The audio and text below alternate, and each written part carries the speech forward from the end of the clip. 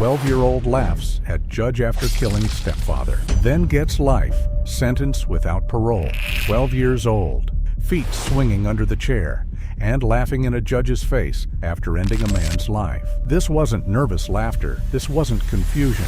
She looked straight at the judge, smirked like she was getting away with stealing candy, and laughed loud, while victim's family sobbed behind her. The charge? First-degree murder. Her crime? Taking the life of the man who fed her, housed her, tried to protect her. She thought being a child meant she was bulletproof. She thought the system would call her a troubled kid and send her to therapy. But what she didn't know was that her own phone, the one she fought him over, had recorded everything, every word, every cold, calculated moment. And that 13-second video was about to destroy the one thing she believed would save her, her age. If you think age should never excuse pure evil, hit subscribe right now, because what happens next will restore your faith in justice. Drop a comment and tell us, was this sentence fair? Here's what makes this even worse. The man she killed wasn't abusive, wasn't cruel, wasn't even strict by most standards. He was a decent guy who married her mother and genuinely tried to be a father figure. He set basic rules: finish your homework, help with dishes, no phone after 10 p.m. Normal stuff, boring stuff. But she saw it differently. To her, every boundary was a war. Every no was disrespect. And instead of throwing tantrums like most kids, she went silent. Started watching him, studying him, learning his patterns. Classmates later said she was too smart for her age and scary when she got quiet. Teachers noticed she recorded people's reactions during arguments, like she was collecting data. The night she killed him, it wasn't rage. It wasn't panic. It was a plan she'd been building in her head for months. And after it was done, she didn't cry, didn't scream. She washed her hands, went back to her room, and recorded a message that would later make a jury's blood run cold. The courtroom was packed, media in the back rows, victim's family on the left, her mother on the right, face buried in her hands, unable to look at her own daughter. And in the center of it all sat a child who looked like she belonged in a middle school cafeteria, not a murder trial. But the moment she opened her mouth, that illusion shattered. The bailiff had just finished reading her rights when she interrupted him. "Can I get water?" Not a request, a demand. The judge gestured for a bailiff to comply, and she took the cup without a thank you, sipped it slowly, deliberately wasting time. Then she set it down and smiled at the gallery like she was posing for a school photo. People in the room couldn't process what they were seeing. This wasn't a scared child. This was a performer. Her public defender, a woman who'd handled dozens of juvenile cases, sat beside her looking physically ill. She'd tried reasoning with her client during prep meetings, tried explaining the severity, tried coaching her on courtroom behavior. The girl had responded by asking if the trial would be on TV and whether she could wear something less boring than the collared shirt they'd picked out. When her lawyer warned that showing remorse might be the only thing standing between her and adult sentencing, the girl had shrugged and said, "But I'm not sorry." Not defiantly, not emotionally, just as a statement of fact, as if remorse was a choice and she simply wasn't interested. The lawyer knew then that this case was already lost. The prosecutor stood to present the opening statement, and the entire room leaned forward. He was a veteran, 23 years handling violent crimes, most of them involving adults. But even he seemed rattled. He began by describing the victim, a man named David Brennan, 41 years old, former construction worker who'd gone back to school to become a social worker because he wanted to help kids. He'd met the defendant's mother at a community center where he volunteered. They'd married quietly, and he'd moved into their home with genuine hope that he could provide stability. He wasn't perfect, but he was present. He showed up to school events, he packed lunches, he enforced rules not out of cruelty, but because he believed structure equaled safety. And for that, she killed him. The prosecutor's voice cracked slightly as he said it, not because he was inexperienced, but because the senselessness of it was overwhelming. David Brennan hadn't hit her, hadn't screamed at her, hadn't done anything that even remotely justified what happened. The worst thing he'd ever done was take away her phone for a week after she was caught cyberbullying a classmate. 1 week, 7 days without social media. That was the injustice she couldn't tolerate. So on a quiet Tuesday evening, after he'd calmly explained the punishment and gone to take a shower, she made a decision. She picked up a heavy object from the garage, something that required 2 hands to lift, carried it upstairs, and waited. The prosecutor paused here, letting the weight of premeditation settle over the jury. This wasn't a moment of panic, wasn't a child lashing out in confused emotion. She had time to think, time to stop, time to choose differently. But she didn't. When David stepped out of the bathroom, she struck him from behind. Once, twice, 3 times. Then she stood there and watched as he collapsed. No hesitation, no horror at what she'd done. She later told detectives she'd waited to make sure he stopped moving before she went to wash her hands. When asked why she did that, her answer was chilling. I didn't want to leave a mess. Not remorse for the man, concern about cleaning up properly. But even that wasn't the most disturbing part. After washing her hands, after making sure the house was quiet, she went back to her room and picked up the very phone that had caused the argument. She opened the camera app, hit record, and smiled into the lens like she was making a vlog. Her exact words, recovered by forensic analysts weeks later. So, I think I actually did it. He's not moving anymore. I thought it would feel different, but honestly, I just feel normal. Maybe even better because now I can do whatever I want. I'm going to delete this later, but I wanted to remember what it felt like to finally win. 13 seconds, filmed less than an hour after taking a human life. The video that would become the prosecution's most devastating piece of evidence. Back in the courtroom, as the prosecutor described this recording, the girl yawned. Actually yawned. Covered her mouth with her hand like she'd been taught was polite, but the disrespect was intentional. The judge's eyes sharpened, but he said nothing. Not yet. He was watching her closely now, cataloging every micro-expression, every gesture. He'd presided over hundreds of cases. He knew the difference between immaturity and malice. And what he was seeing in front of him wasn't a child struggling to understand consequences. It was someone who understood them perfectly and simply believed they didn't apply to her. The power dynamic she'd assumed would protect her, adult versus child, authority forced to show mercy, was about to be shattered in ways she couldn't yet comprehend. The prosecutor finished his opening by playing a single sentence from that recovered video. The courtroom audio system crackled to life, and her own voice filled the room. I thought it would feel different, but honestly, I just feel normal. Several jurors closed their eyes. One wiped away tears. The victim's mother let out a sound somewhere between a gasp and a sob. And the girl? She glanced at the speaker, then back at her fingernails, inspecting them like she was bored.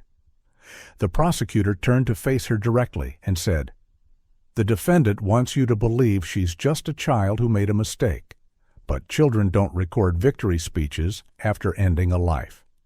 He let that sentence hang in the air, then returned to his seat.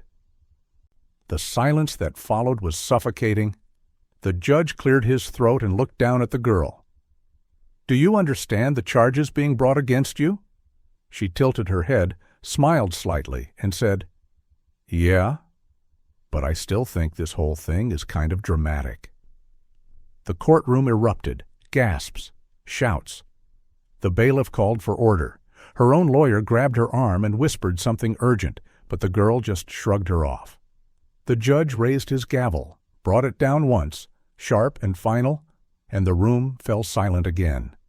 He stared at her for a long moment, his expression unreadable. Then he spoke, his voice low and cold. "You'll have plenty of time to reconsider that opinion." The smile on her face flickered. Just for a second, but it was enough. She was beginning to realize that this wasn't a game she could charm her way out of. And the people in that room? They were no longer seeing a child. They were seeing exactly what she was. David Brennan never wanted to be a stepfather. He wanted to be a father. Period. The kind who showed up, did the work, and didn't expect applause for basic decency. When he met Sarah, the girl's mother, at a community outreach program 3 years before his death, he knew she came with complications. A daughter who'd already cycled through 2 therapists. A history of behavioral incidents at school. Warning signs that would have sent most men running. But David wasn't most men. He'd grown up in foster care, bounced between homes where adults saw him as a paycheck or a burden. He knew what it felt like to be unwanted. So when Sarah mentioned her daughter's struggles, he didn't flinch. He leaned in, told her he believed every kid deserved someone who wouldn't give up on them. Sarah cried that night. She thought she'd finally found someone who understood. For the first year, David moved carefully. He didn't try to replace the girl's biological father, who'd left when she was 3 and never looked back. He introduced himself as a friend of your mom's and kept his distance. He'd show up to her soccer games and sit in the back row, clapping but never shouting. He'd ask about school, but wouldn't push if she gave one-word answers. Neighbors later described him as almost too patient, the kind of guy who'd rather eat tension for breakfast than create conflict. He believed that consistency would eventually break through her walls. That if he just kept showing up, kept being steady and kind, she'd realize he was safe. But what David didn't understand was that she didn't want safe. She wanted control, and his kindness wasn't breaking down walls, it was making her angrier. When he and Sarah got married in a small courthouse ceremony, David officially became a stepfather. And that's when he started setting boundaries. Not harsh ones, not unreasonable ones. The kind every functional household has. Homework before screen time, chores on weekends, lights out by 10 on school nights. He sat her down the week after the wedding and explained it gently. "I'm not trying to be your enemy. I'm trying to help you build good habits." She stared at him without blinking and said, "I didn't ask for your help." He'd laughed it off, thinking it was normal preteen attitude. But Sarah had seen something in her daughter's eyes that night that made her stomach turn. It wasn't rebellion. It was calculation, like she was filing away his words for later use. David worked long hours as a site manager for a construction company, but he always made time. He'd get home at 6:30, covered in dust, and still sit at the dinner table asking about everyone's day. He'd help with math homework even though he barely remembered algebra. He'd pack lunches with little notes inside. "You've got this!" or "Proud of you, kiddo." The girl would pull the notes out in front of classmates, read them aloud in a mocking voice, and crumple them up. Her friends would laugh. She'd feel powerful. David never knew. When Sarah tried to tell him that maybe he was trying too hard, that maybe the girl needed space, he'd just smile and say, "She'll come around. Kids just need to know you're not going anywhere." The tragic irony was that he was right. She did know he wasn't going anywhere, and that's exactly why she wanted him gone. The incident that sealed his fate happened 3 weeks before his death. The girl had been caught sending cruel messages to a classmate. Screenshots of the conversation showed her mocking another student's weight, telling them to stop eating or just disappear. The school called David because Sarah was unreachable at work. He drove over immediately, sat through a meeting with the principal and the school counselor, and listened as they explained that this wasn't the first time, that there'd been other incidents, smaller things that hadn't warranted parent contact but formed a pattern. David felt his chest tighten, not with anger at the school, but with failure. He'd been so focused on being present that he'd missed the signs that something was seriously wrong. He drove her home in silence, didn't yell, didn't lecture, just asked quietly, "Why would you hurt someone like that?" She stared out the window and shrugged. "Because it's funny." The casualness of it hit him like a slap. When they got home, he sat her down and explained that actions have consequences. That cruelty isn't a personality trait to be proud of. That the phone, the device she'd used as a weapon, would be taken away for 1 week. 7 days to think about what kind of person she wanted to be. She didn't argue, didn't cry, just handed over the phone with a smile that made his skin crawl. Then she went to her room, closed the door softly, and started planning. What David didn't know was that she'd already been researching. Her search history, later recovered by investigators, told the whole story. Queries like, how much trouble can a 12-year-old get in for hitting someone? And can kids go to jail for murder? And what happens if you're under 13 and commit a crime? She wasn't spiraling. She wasn't acting on impulse. She was doing homework, gathering data, weighing risks versus rewards. And she'd come to a conclusion that most adults wouldn't believe a child could reach, that she could take a life and the system would protect her because of her age. She wasn't afraid of consequences. She was betting on them being manageable. The last conversation David ever had with her happened the night he died. He'd knocked on her door around 8 p.m., poked his head in, and asked if she wanted to watch a movie with him and her mom. A peace offering, a way to show that the punishment wasn't personal. She looked up from her homework, actually doing it for once, he'd thought proudly, and said, "Maybe next time." He'd smiled, told her he loved her, and closed the door. 30 minutes later, he was dead, killed by the same hands that had waved him away, by the same child he'd spent 3 years trying to save. His last thought, according to the medical examiner's report based on defensive wounds, was probably confusion, because the attack came from behind, from someone he trusted enough to turn his back on, someone he never imagined would hurt him. David Brennan died believing that love and patience could fix anything, that every kid just needed a chance, and in a sick, twisted way, his faith killed him. Because the girl he tried to help didn't see his kindness as love. She saw it as weakness, and the moment he turned his back, she made sure he'd never turn around again. The tragedy wasn't just that he died, it was that he died still hoping she'd come around. Her teachers called her gifted, her classmates called her creepy. Both were right. The girl had an IQ that tested in the 97th percentile, the kind of intelligence that gets you into advanced programs and scholarship opportunities. But intelligence without empathy is just a sharper weapon. And she'd spent years learning exactly how to use hers. Mrs. Patricia Coleman, her 6th grade English teacher, was the first to put it into words during a parent conference 8 months before the murder. Your daughter doesn't struggle to understand emotions. She struggles to care about them, and honestly, I think the struggling part is an act. Sarah had gotten defensive, accused the teacher of targeting her child, but Mrs. Coleman stood firm. I've taught for 19 years. I know the difference between a troubled kid and a calculating one. Your daughter is the latter. What made Mrs. Coleman say that? A pattern she'd noticed during group projects. Whenever conflicts arose between students, the girl wouldn't participate or mediate. She'd observe. Sometimes she'd pull out her phone and record, just angle it casually like she was texting, but the camera would be active. She'd capture other kids crying, arguing, getting frustrated.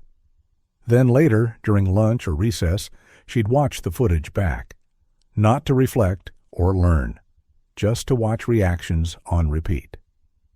When Mrs. Coleman caught her doing this and confiscated the phone, she found dozens of videos. Kids having breakdowns over test grades, a student crying about his parents' divorce, 2 girls fighting over a boy, all recorded without consent, all saved in a folder titled Research. When confronted, the girl didn't deny it. She just asked, "Is that illegal?" Because I Googled it, and it said recording in public spaces is allowed. The school counselor, Mr. James Herrera, had even more disturbing notes in her file. During mandatory sessions after a bullying incident in 5th grade, he'd tried standard therapeutic approaches, asking her to identify feelings, to practice empathy exercises, to consider how her actions affected others. She'd gone through the motions perfectly, said the right words, nodded at the right times, even teared up once, which he'd noted as progress. But during their final session, she'd slipped. He'd asked her what she'd learned from their time together, and she'd smiled, genuinely smiled, and said, "I learned that if you cry and say sorry, adults stop asking questions." He'd frozen, asked her to clarify. She'd backtracked immediately, put on a confused face, said she didn't mean it like that, but the damage was done. He wrote in his report, "Patient demonstrates advanced social mimicry. She doesn't experience remorse, she performs it. Recommend psychiatric evaluation." The school never followed through. Budget cuts, understaffing, a waiting list 6 months long. And by the time they could have scheduled something, David Brennan was already dead. What made her this way? Therapists and forensic psychologists would later debate that question endlessly. Some pointed to her biological father abandoning her at age 3. Others noted that her mother worked 2 jobs and wasn't home much during her early childhood. A few suggested undiagnosed conduct disorder or early-onset antisocial traits. But here's what everyone agreed on. She'd learned, very early, that being a child was a superpower, that adults would excuse almost anything if you were young enough. She'd tested those boundaries systematically. In 3rd grade, she'd pushed a classmate off the jungle gym during recess. When questioned, she'd said it was an accident and cried so hard the principal gave her a hug. The other kid had a broken arm. She never apologized to him, only to the adults. In 4th grade, she'd stolen money from a teacher's purse. $50. Security footage caught her, but when confronted, she said she thought it was lost lunch money and was trying to return it.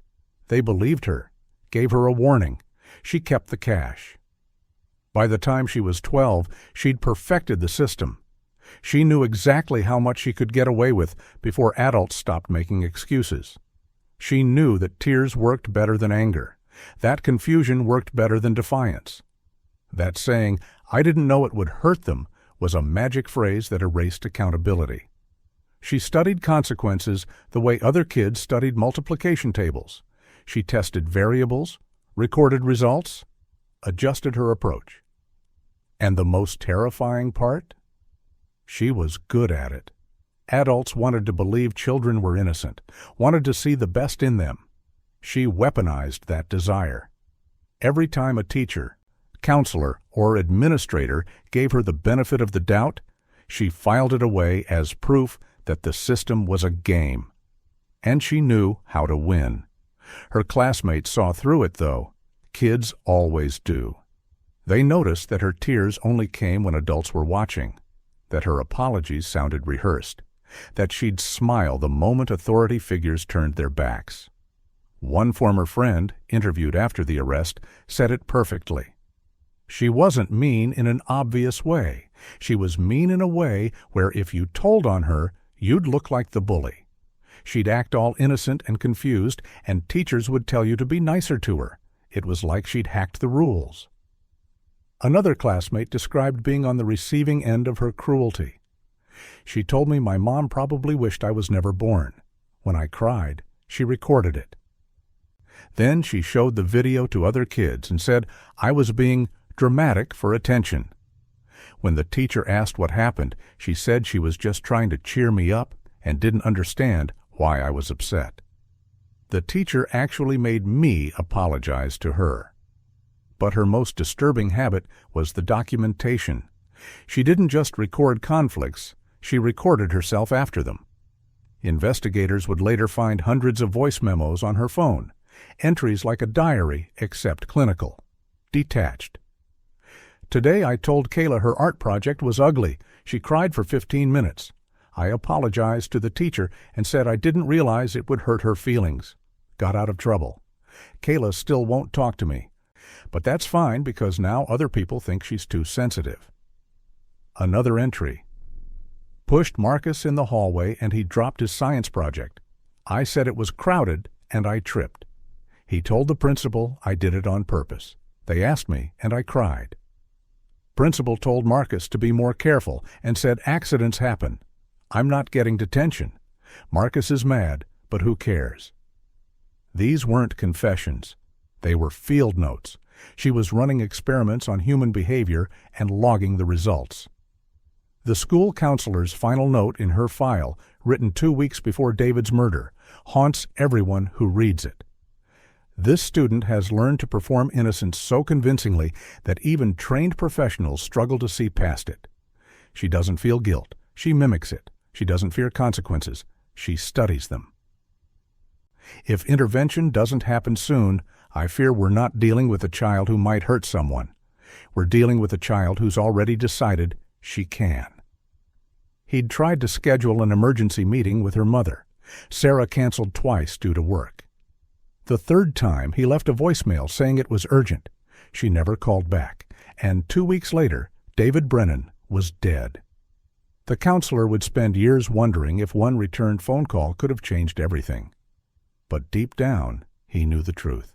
She'd already made her choice, and nothing any adult said was going to stop her. Tuesday, March 14th, 7:30 p.m. A completely ordinary evening that would end with a man dead and a child convinced she'd committed the perfect crime. The house was quiet. Sarah was working a night shift at the hospital. Wouldn't be home until after midnight. David had just finished dinner, rinsed his plate, and was heading upstairs for his usual evening shower. The girl was in her room, door closed, supposedly doing homework. Everything seemed normal, peaceful even. But she'd been waiting for this exact scenario for 3 weeks. A night when her mother was gone, when David would be vulnerable, when she'd have hours to clean up before anyone came home. This wasn't impulse. This wasn't rage boiling over. This was execution of a plan she'd mentally rehearsed dozens of times. The argument started exactly as she'd designed it. She came downstairs at 7:45, right as David was settling onto the couch with a book. She stood in the doorway and asked, voice carefully calibrated to sound casual, "Can I have my phone back? I need it for a school project." David looked up, patient as always, and shook his head. "You've got 4 more days, sweetheart. You can use the computer for schoolwork." She pushed back a little harder this time. "But everyone uses their phones for this assignment. I'm going to fail because of you." He closed his book, sat up straighter, and explained, again calmly, that consequences don't disappear just because they're inconvenient. That she'd agreed to the terms. That 4 days wasn't unreasonable. She stared at him for a long moment, then said something that should have been a warning. "You're going to regret this." He thought she meant she'd pout, maybe give him the silent treatment. He had no idea she meant it literally. David went upstairs at 8 p.m. The shower turned on. She waited exactly 2 minutes. Later, investigators would find her browser history showed she'd researched how long does it take someone to get in the shower 3 days earlier. Then she walked calmly to the garage. She'd already selected the weapon during her planning phase, a heavy wrench from David's toolbox. Solid metal, blunt, something that required 2 hands for her to lift but would be devastating on impact. She'd tried holding it several times over the past week, weighing it, practicing her grip, making sure she could actually go through with it. Now, standing in the garage under fluorescent lights, she picked it up one final time. Her hands didn't shake, her breathing stayed steady, and she walked back into the house like she was carrying groceries. She positioned herself in the hallway outside the bathroom. Listened to the water running, heard him humming. He always hummed in the shower, off-key and cheerful. The sound made her angry. How could he be happy when she was miserable?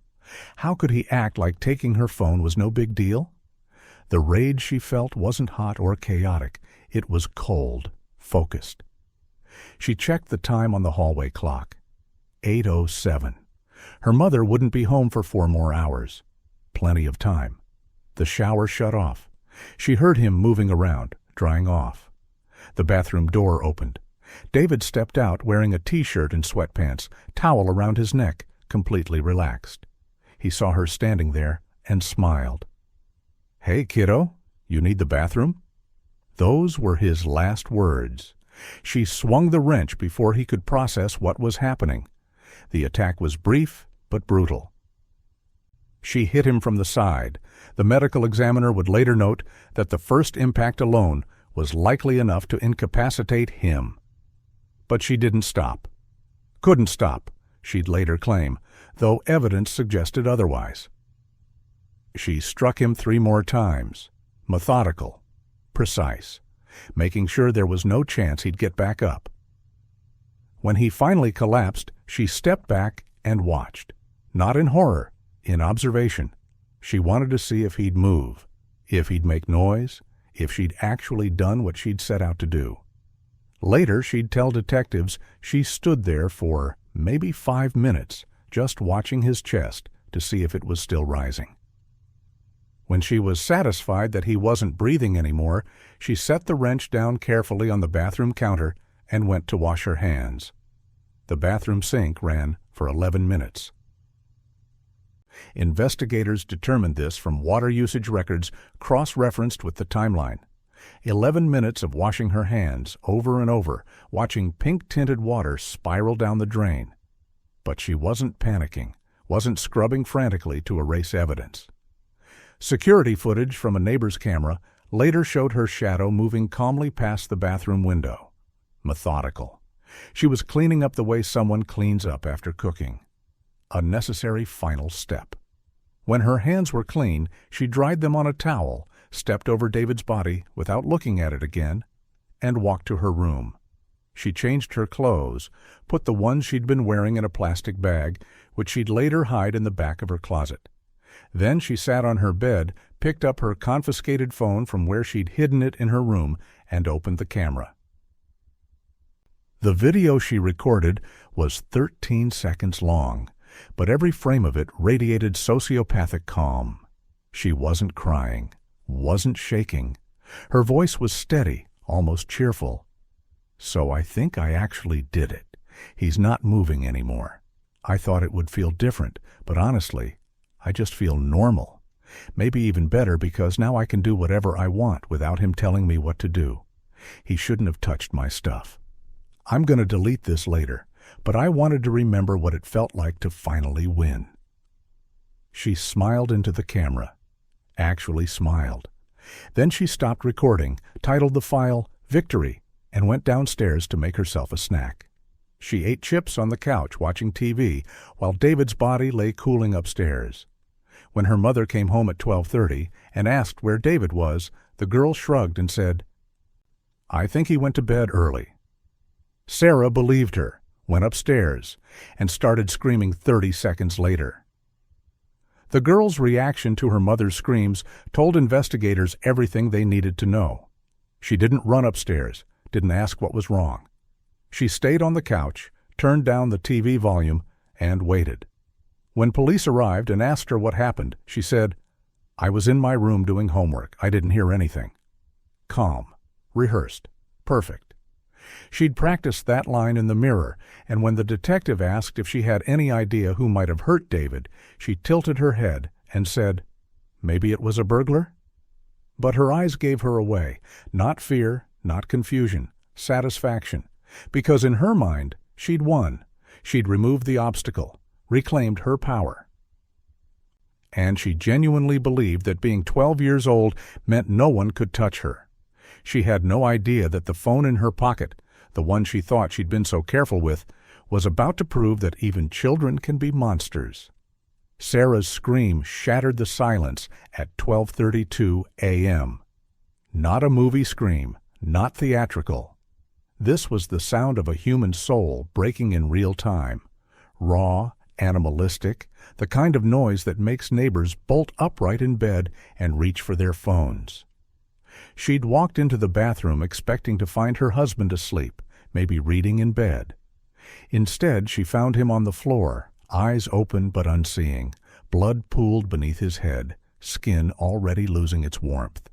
She dropped to her knees, tried to shake him awake, even though some primal part of her brain already knew he was gone. She screamed his name over and over, pressed her hands to his chest, begged him to breathe. And through all of it, the panic, the horror, the desperate CPR attempts she'd learned in nursing school, her 12-year-old daughter stood in the hallway, watching.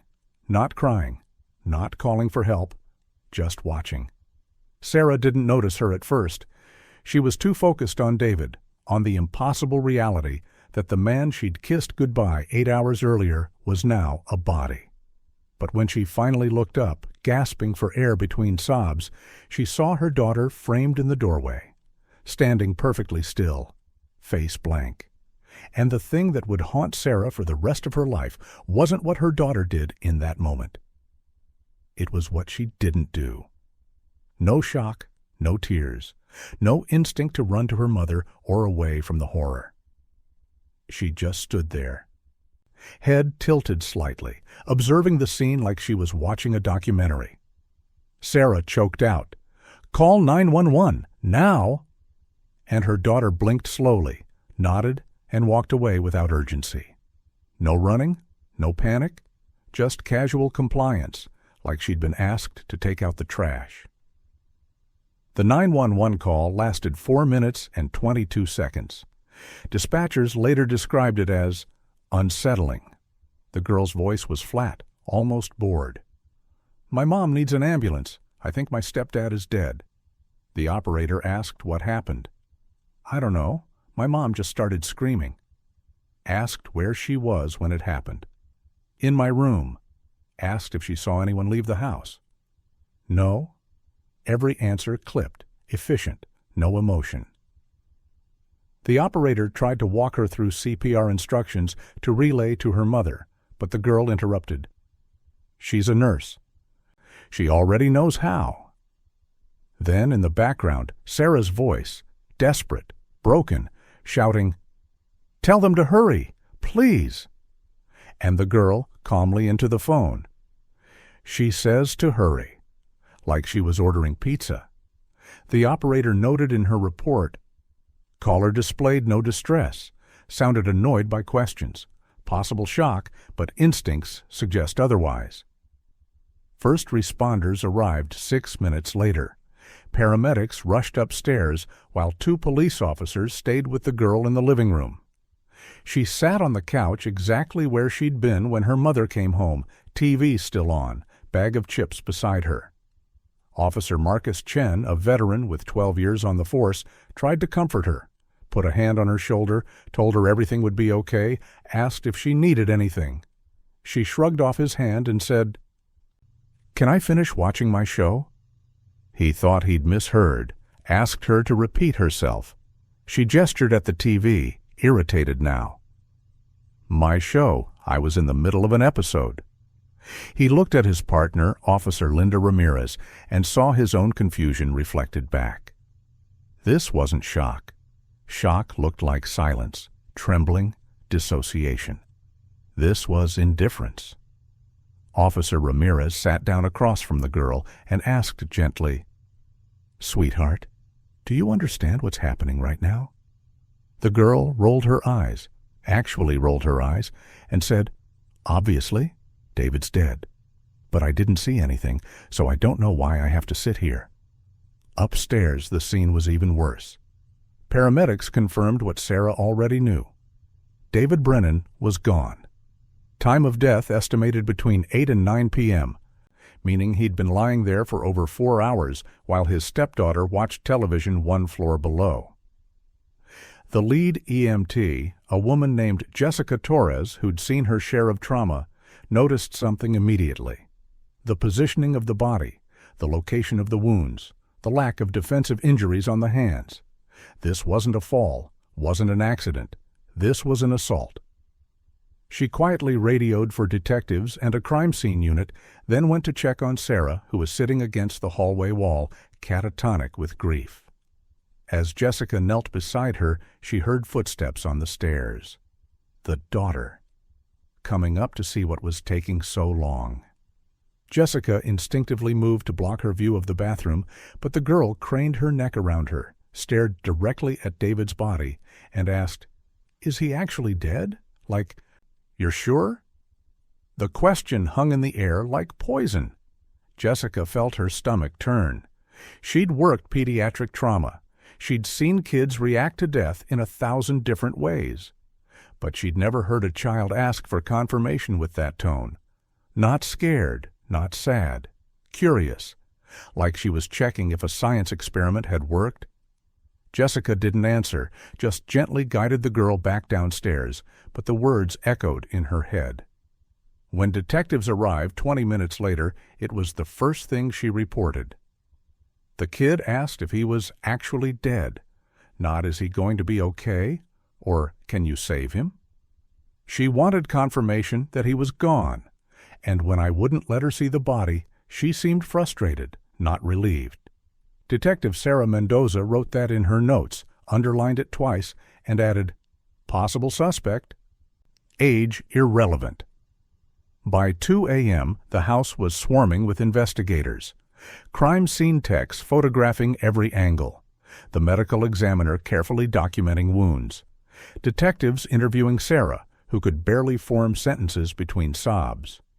And through it all, the girl sat in the living room with a victim advocate, answering questions with robotic precision. No, she didn't hear anything unusual.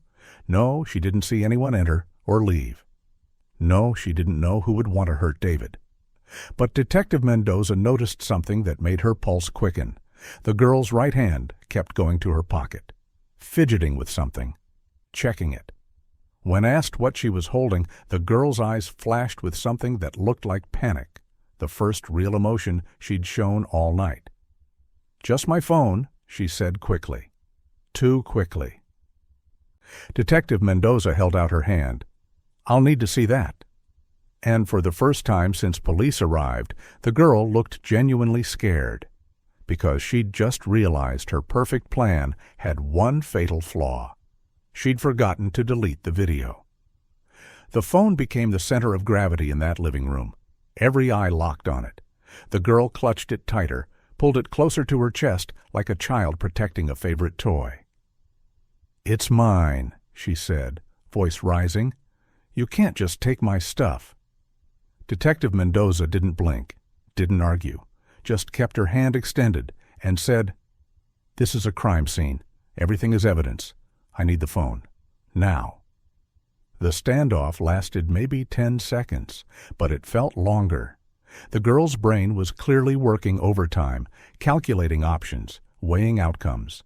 She could refuse, make them get a warrant. But that would look suspicious, and she'd spent her whole life learning how to avoid suspicion. So she made a choice that would destroy her. She handed it over, smiled even, said, "Fine, but there's nothing on there anyway." That sentence alone proved premeditation, because innocent people don't say, "There's nothing on there." They say, "I don't understand why you need it." Detective Mendoza bagged the phone immediately, labeled it, passed it to a forensic tech who rushed it to the lab. Standard procedure in homicide investigations: secure digital evidence before it can be remotely wiped or damaged. But what nobody in that room knew yet was that the phone held more than messages and photos. It held a full confession, a trophy video, proof that the person everyone was trying to protect was actually the person they should have been arresting. The girl watched the phone disappear into an evidence bag, and for just a moment her mask slipped. Her jaw tightened, her breathing quickened. Then she caught herself, rearranged her face back into neutral, and asked if she could go to bed. Like her stepfather wasn't lying dead upstairs. Like police weren't processing a murder scene in her home. Like she was just tired and wanted this inconvenience to end. By 6 a.m., the preliminary autopsy report landed on Detective Mendoza's desk, and every suspicion she'd had hardened into certainty. Dr. Marcus Liu, the county medical examiner, didn't mince words in his findings. Blunt force trauma to the head. 4 distinct impact sites. Wounds inconsistent with a fall or accident. Pattern suggests weapon wielded from behind and above, striking downward with significant force. First blow, likely incapacitated victim immediately. Subsequent blows occurred while victim was already down. No defensive wounds on hands or arms, indicating victim had no warning and no opportunity to protect himself. Time of death estimated between 8 p.m. and 8:30 p.m. based on liver temperature and rigor mortis progression. Manner of death, homicide. That last word felt like a bomb going off, because homicide meant intent, meant someone chose to end David Brennan's life. And there was only one other person in that house when it happened. Dr. Liu's report went deeper, and every detail made the crime more damning. The angle of the wounds suggested the attacker was shorter than the victim. David was 5'10", and the downward trajectory indicated someone significantly smaller. The weapon, based on wound patterns, was likely a heavy cylindrical object with a flat striking surface. Metal, not wood. Approximately 2 to 3 inches in diameter. And the force required? Considerable for the size differential, Dr. Liu noted, suggesting multiple swings with full body weight behind them. This wasn't a single panic strike. This was sustained, deliberate violence. He included photos that made even seasoned detectives look away. The brutality of it. The overkill. 4 separate blows to a man who was already down. This wasn't defense. This wasn't accident. This was rage paired with calculation. Someone wanted David Brennan dead and made absolutely certain he wouldn't survive. The timeline destroyed any remaining doubt. David's last text message was sent at 7:52 p.m., a photo to Sarah of the book he was reading with the caption, "Missing you. Can't wait till you're home." At 8:01 p.m., the bathroom shower turned on, confirmed by water heater activity logs. At 8:14 p.m., it shut off. At 8:16 p.m., his smart watch, still on his wrist when his body was found, recorded a sudden spike in heart rate followed by complete cessation. He died at 8:16 p.m. And according to phone records, the girl's confiscated phone was accessed at 8:42 p.m. from inside the house. 26 minutes after David's heart stopped. She'd waited half an hour to make sure he was dead, then picked up the phone she'd supposedly been so desperate to have returned and used it. Not to call for help, not to tell her mother what happened, to record a victory speech. That gap between death and video told investigators everything. This was planned, executed, and celebrated. Prosecutors received the autopsy report by noon and immediately convened an emergency meeting. The lead prosecutor, District Attorney Catherine Walsh, had handled hundreds of homicide cases in her 20-year career. But this one made her hands shake as she read through the evidence. A 12-year-old? A child who should have been worried about homework and friendships, who'd instead calculated the exact moment her stepfather would be most vulnerable and used it to kill him. The question wasn't whether to charge her. The evidence was overwhelming. The question was how. Juvenile court had maximum sentencing guidelines that wouldn't even keep her detained past age 21. 9 years for taking a life, for premeditated murder, for showing zero remorse. Dee Walsh looked at her team and said what everyone was thinking. We have to try her as an adult. I know how that sounds. I know the optics. But if we don't, we're telling every kid in this state that you can commit murder and get a slap on the wrist as long as you're young enough. The decision to pursue adult charges in a case involving a 12-year-old defendant was unprecedented in the county. It required judicial approval, psychological evaluations, and a hearing to determine if the juvenile was competent to stand trial and if the crime met the statutory requirements for adult prosecution. But D.A. Walsh had her ammunition: premeditation, extreme violence, lack of remorse, and a recorded confession. She filed the motion that afternoon. The media got wind of it within hours. And suddenly, a local tragedy became a national firestorm. People divided into camps instantly. "She's a child. She needs help, not prison." Versus, "She knew exactly what she was doing. Age doesn't erase evil." The debate raged on cable news, social media, talk radio. But inside the DA's office, there was no debate. They had the evidence, they had the confession, and they had a victim who died trying to be a father to a child who'd repaid his kindness with murder. The case officially stopped being about age when the forensic report came back from the phone. Analysts had recovered the deleted video within 48 hours. She'd tried to erase it, but had no idea that deleted doesn't mean gone in digital forensics. They'd also found her search history, the months of planning, the research into juvenile sentencing, the calculated risk assessment. And when D.A. Walsh watched that 13-second video for the first time, she felt something she rarely felt anymore: pure, cold rage. This wasn't a troubled child acting on impulse. This was a predator who'd learned to hide behind her age. And as the medical examiner stamped the final autopsy report with a bold red homicide across the top, everyone involved in the case understood the same truth. They weren't fighting to punish a kid. They were fighting to stop a killer who just happened to be 12 years old. 72 hours after David Brennan's body was found, the girl sat in an interrogation room at the county police station, and she looked more bored than scared. No tears, no trembling hands, no 1,000-yard stare of someone processing trauma. She sat with perfect posture, legs crossed at the ankle like she'd been taught in etiquette class, examining her fingernails while waiting for detectives to begin.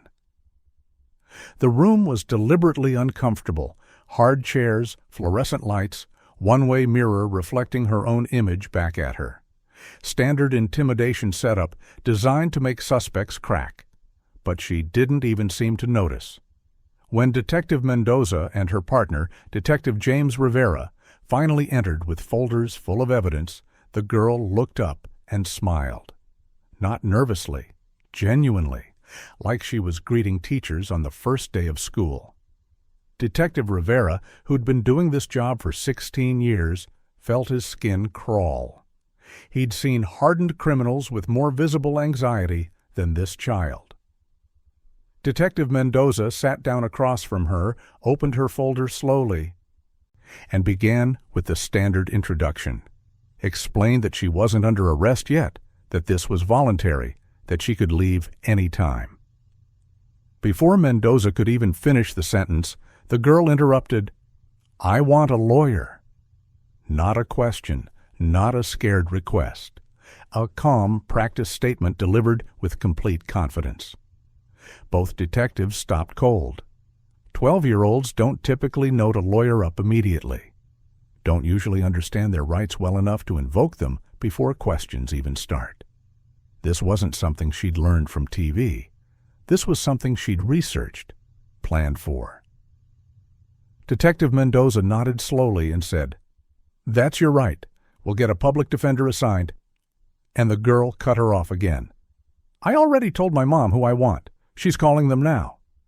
The detectives exchanged glances.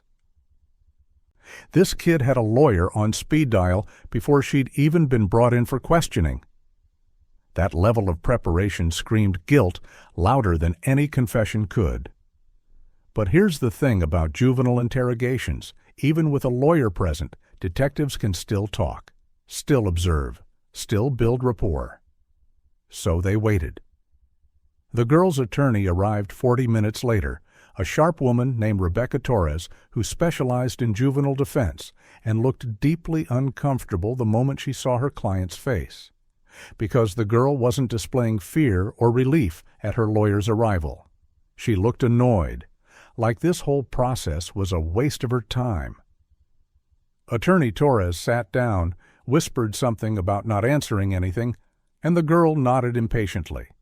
Then Detective Mendoza started asking basic questions. Name, age, school. Things that couldn't incriminate her. And with every answer, the girl relaxed more. Started treating this like a conversation, like she was in control. When asked what her relationship with David was like, she shrugged and said, "Fine, I guess. He was just my mom's husband, not really my dad." No emotion, no grief, just clinical detachment. Detective Rivera tried a different angle, leaned back in his chair, made his voice gentle, asked, "This must be really scary for you, losing someone in your home like that?" The girl tilted her head, studying him, clearly trying to figure out if this was a trap. Then she smiled, that same unsettling smile that had made her teachers nervous for years, and said, "I mean, it's definitely weird, but scary? Not really." Attorney Torres grabbed her arm, whispered urgently to stop talking, but the girl shook her off. She was enjoying this, enjoying the attention, enjoying proving she was smarter than the adults in the room. Rivera pressed gently. "Not scary at all? Even a little bit?" And she leaned forward, eyes bright with something that looked disturbingly like excitement, and asked, "Can I ask you something? What's prison actually like? For kids, I mean? Is it like juvie, or is it different? Because I've been Googling it, and the information is kind of vague." The room went silent. Attorney Torres looked like she wanted to disappear into the floor. Detective Mendoza's pen stopped moving mid-note. Detective Rivera blinked slowly, recalibrating everything he thought he knew about this case. Because innocent people don't ask about prison logistics during a murder investigation. Guilty people trying to look innocent definitely don't. But this girl wasn't trying to look innocent. She was gathering information, treating this interrogation like a research opportunity. Rivera cleared his throat and said carefully, "That's not really something we can discuss right now." And she sat back, visibly disappointed, like a student whose question got dismissed by a teacher. Then she asked, "Okay, but hypothetically, if someone my age did something really bad, would they go to actual prison or just like a juvenile facility until they're 18? Attorney Torres stood up, said the interview was over, started packing her briefcase. But the damage was done. That question alone told detectives everything they needed to know about her state of mind. As they escorted her out of the interrogation room, Detective Mendoza tried one last thing, mentioned casually that they'd recovered her phone and were analyzing it, watching carefully for a reaction. And there it was. The mask slipped for just a second. Her eyes widened, her jaw clenched. Her hand went instinctively to her empty pocket. "You can't look through my phone without permission," she said quickly, voice tight. "That's illegal. That's like invasion of privacy or whatever." First time she'd shown real emotion all day, not when talking about David's death, not when discussing prison. But the moment her phone was mentioned, she panicked. Attorney Torres immediately shut it down, told detectives not to speak to her client anymore. But Mendoza had what she needed. The girl wasn't afraid of getting caught for murder. She was afraid of what was on that phone. Which meant there was something there worth finding. And based on the way her hands were shaking as she walked out, that something was going to destroy her. Back in the interrogation room after they left, Detective Rivera sat staring at his notes. He'd interviewed hundreds of suspects, killers, rapists, child abusers, people who'd done unspeakable things. But he'd never felt this particular brand of cold dread before. Because most criminals felt something: guilt, fear, justification, something human. This girl felt nothing except curiosity and irritation that she'd been inconvenienced. He looked at Mendoza and said quietly, "I've got a daughter her age, and if she did something bad, she'd be crying, apologizing, scared out of her mind. That kid in there?" He gestured at the door. "She just asked about prison accommodations like she was researching summer camps. That's not shock. That's not trauma. That's a child who thinks she can analyze and manipulate her way out of a murder charge. Mendoza nodded grimly. The phone's going to bury her. Forensics already pulled preliminary data. There's a video, and apparently it's worse than we thought. Rivera closed his folder and stood up. Good, because that little girl in there isn't a victim. She's the most dangerous person I've ever sat across from. And I want to make damn sure a jury sees exactly what we just saw.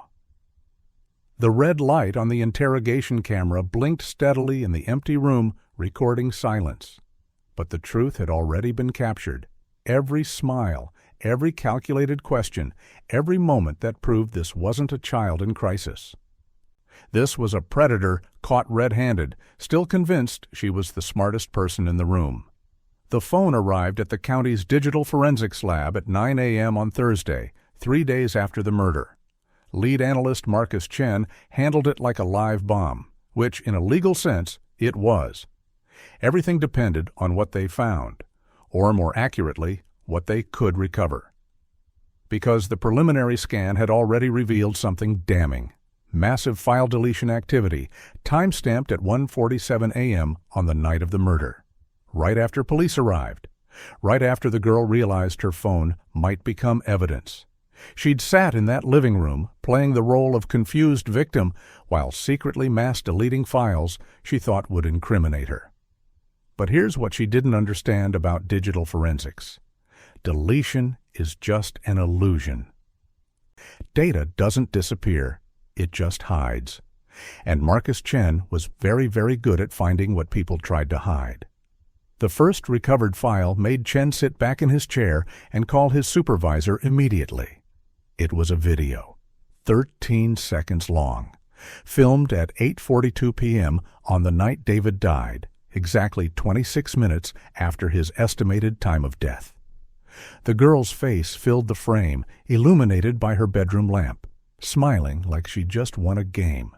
Her voice bright and casual. So I think I actually did it. He's not moving anymore. I thought it would feel different, but honestly, I just feel normal. Maybe even better, because now I can do whatever I want without him telling me what to do. He shouldn't have touched my stuff. I'm going to delete this later. But I wanted to remember what it felt like to finally win. The video ended with her giving the camera a thumbs up. An actual thumbs up, like she was reviewing a restaurant. Chen had been doing forensic analysis for 11 years, had seen footage of horrific crimes, but this made his stomach turn. This wasn't a confession extracted under pressure. This was a trophy, a souvenir. Proof that she knew exactly what she'd done and felt good about it. But that video was just the beginning. Chen kept digging, and every layer revealed something worse. Deleted voice memos dating back 3 months, casual entries recorded like diary updates. March 2nd, still thinking about it. David took my phone again today for talking back. I hate him. I really, really hate him. I keep imagining what it would be like if he just wasn't here anymore. Would anyone even care? Mom works all the time anyway. She probably wouldn't even notice. Another from 2 weeks later. March 16th. I looked up how much trouble you can get in for hurting someone when you're 12. Apparently not that much. Juvie until you're 18 or 21 at most. That's like less than 10 years. People go to college for longer than that. The clinical tone, the research-based approach. She wasn't spiraling into violence. She was planning it, budgeting the consequences like someone calculating loan interest. The search history was even more damning. Chen pulled months of queries, and they told a story of systematic premeditation that destroyed any defense argument of impulse or immaturity. January searches, how to get away with hurting someone, and do kids go to jail for murder? February, can police check a kid's phone without permission, and how to permanently delete videos? Early March, right after David took her phone. What counts as self-defense for a child, and how to make something look like an accident? And then, the day before the murder, how long after someone dies do police come, And can they tell what time someone was killed? She hadn't just thought about killing David. She'd researched it like a school project, studied the legal landscape, assessed her risks, made an informed decision that the benefits outweighed the consequences. Chen found rehearsal videos next, files she'd filmed in the days before the murder, practicing her story. In one, she sat on her bed and spoke to the camera with exaggerated sadness. "I was in my room doing homework. I didn't hear anything until my mom started screaming. I don't know what happened. I'm so scared." She watched it back, grimaced, and recorded again. This time with actual tears she'd somehow manufactured. "Better," she muttered to herself on the video. "More believable." She'd run through multiple versions, testing different emotional deliveries, figuring out which performance would sell best to police. Another video showed her practicing confused innocence. "David and I got along fine. I don't understand who would want to hurt him. Maybe someone broke in?" She'd workshopped her lies the way actors rehearse for auditions. Every word calculated, every emotion fake. But the file that made Chen actually feel sick was titled Test Run and dated 5 days before the murder.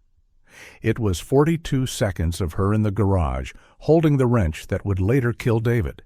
She was practicing her grip, adjusting her stance, taking practice swings at the air. "Too high," she muttered to herself.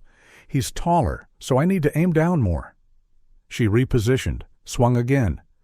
"Better. Okay, I can do this." Then she set down the wrench, looked directly at the camera, and smiled. "March 9th. I think I figured it out. Just have to wait for the right night, when Mom's working late, when he's alone. It has to be perfect because I only get one chance."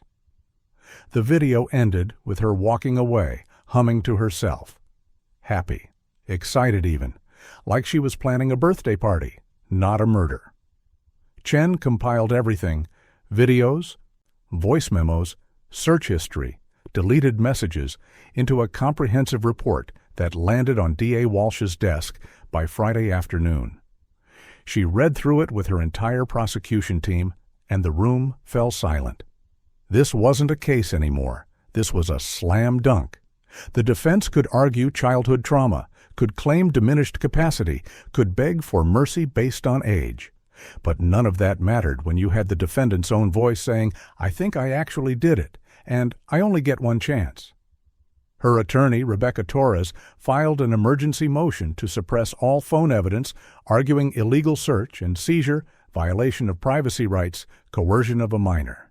She threw everything at the wall, hoping something would stick. The hearing was set for Monday morning. Judge Harold Matthews presiding. And when both sides presented their arguments, the judge didn't even pretend to deliberate. He looked at the defense table and said, "Your client recorded a confession, rehearsed her lies, and researched how to avoid consequences. That's not protected speech. That's evidence. Motion denied." The courtroom had been packed with reporters, and the second the judge's gavel fell, they scattered to file their stories. By that evening, every major news outlet had the headline, "12-year-old murder suspect's phone reveals premeditated plot." The public reaction was instant and visceral. Comment sections exploded.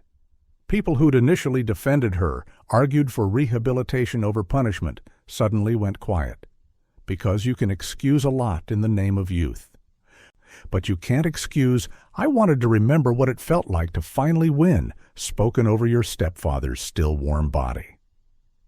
The video screenshot circulated online, her smiling face, the thumbs-up gesture, the casual tone. And suddenly, the narrative shifted. This wasn't a troubled child who'd made a terrible mistake. This was a calculated killer who'd simply underestimated how good forensic analysts were at their jobs. The digital footprint she thought she'd erased had instead created a permanent record of her guilt. And that record was about to be played for a jury who would decide whether being 12 years old was enough reason to show mercy to someone who'd shown none. Monday morning, March 20th. The girl walked into Franklin Middle School like she owned the place, backpack slung over one shoulder, earbuds in, completely unbothered by the fact that she was the prime suspect in a murder investigation. She'd been back at school for 2 days now. Her mother had kept her home initially, but the girl insisted on returning. Said staying home was boring and made her look guilty. So there she was, walking through hallways where everyone knew what she'd been accused of, and she carried herself like a celebrity rather than a suspect.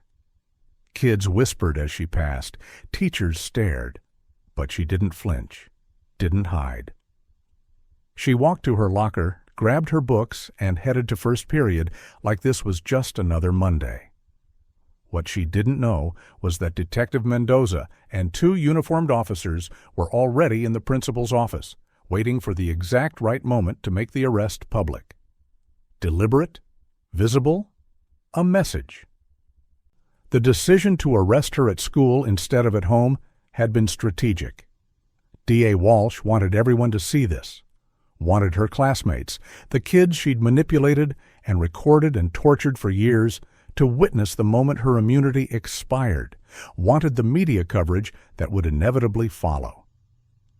Wanted the public to understand that the justice system was taking this seriously, that age wasn't a shield for evil. Some people criticized the choice, called it cruel to humiliate a child publicly. But Walsh didn't care. This wasn't about humiliation. This was about accountability. And after watching that victory video, after reading those voice memos, after seeing the complete lack of remorse, Walsh wanted the world to see exactly what this girl was. So they waited until lunch period. Maximum witnesses, maximum impact. The moment that would shatter the illusion that she was untouchable.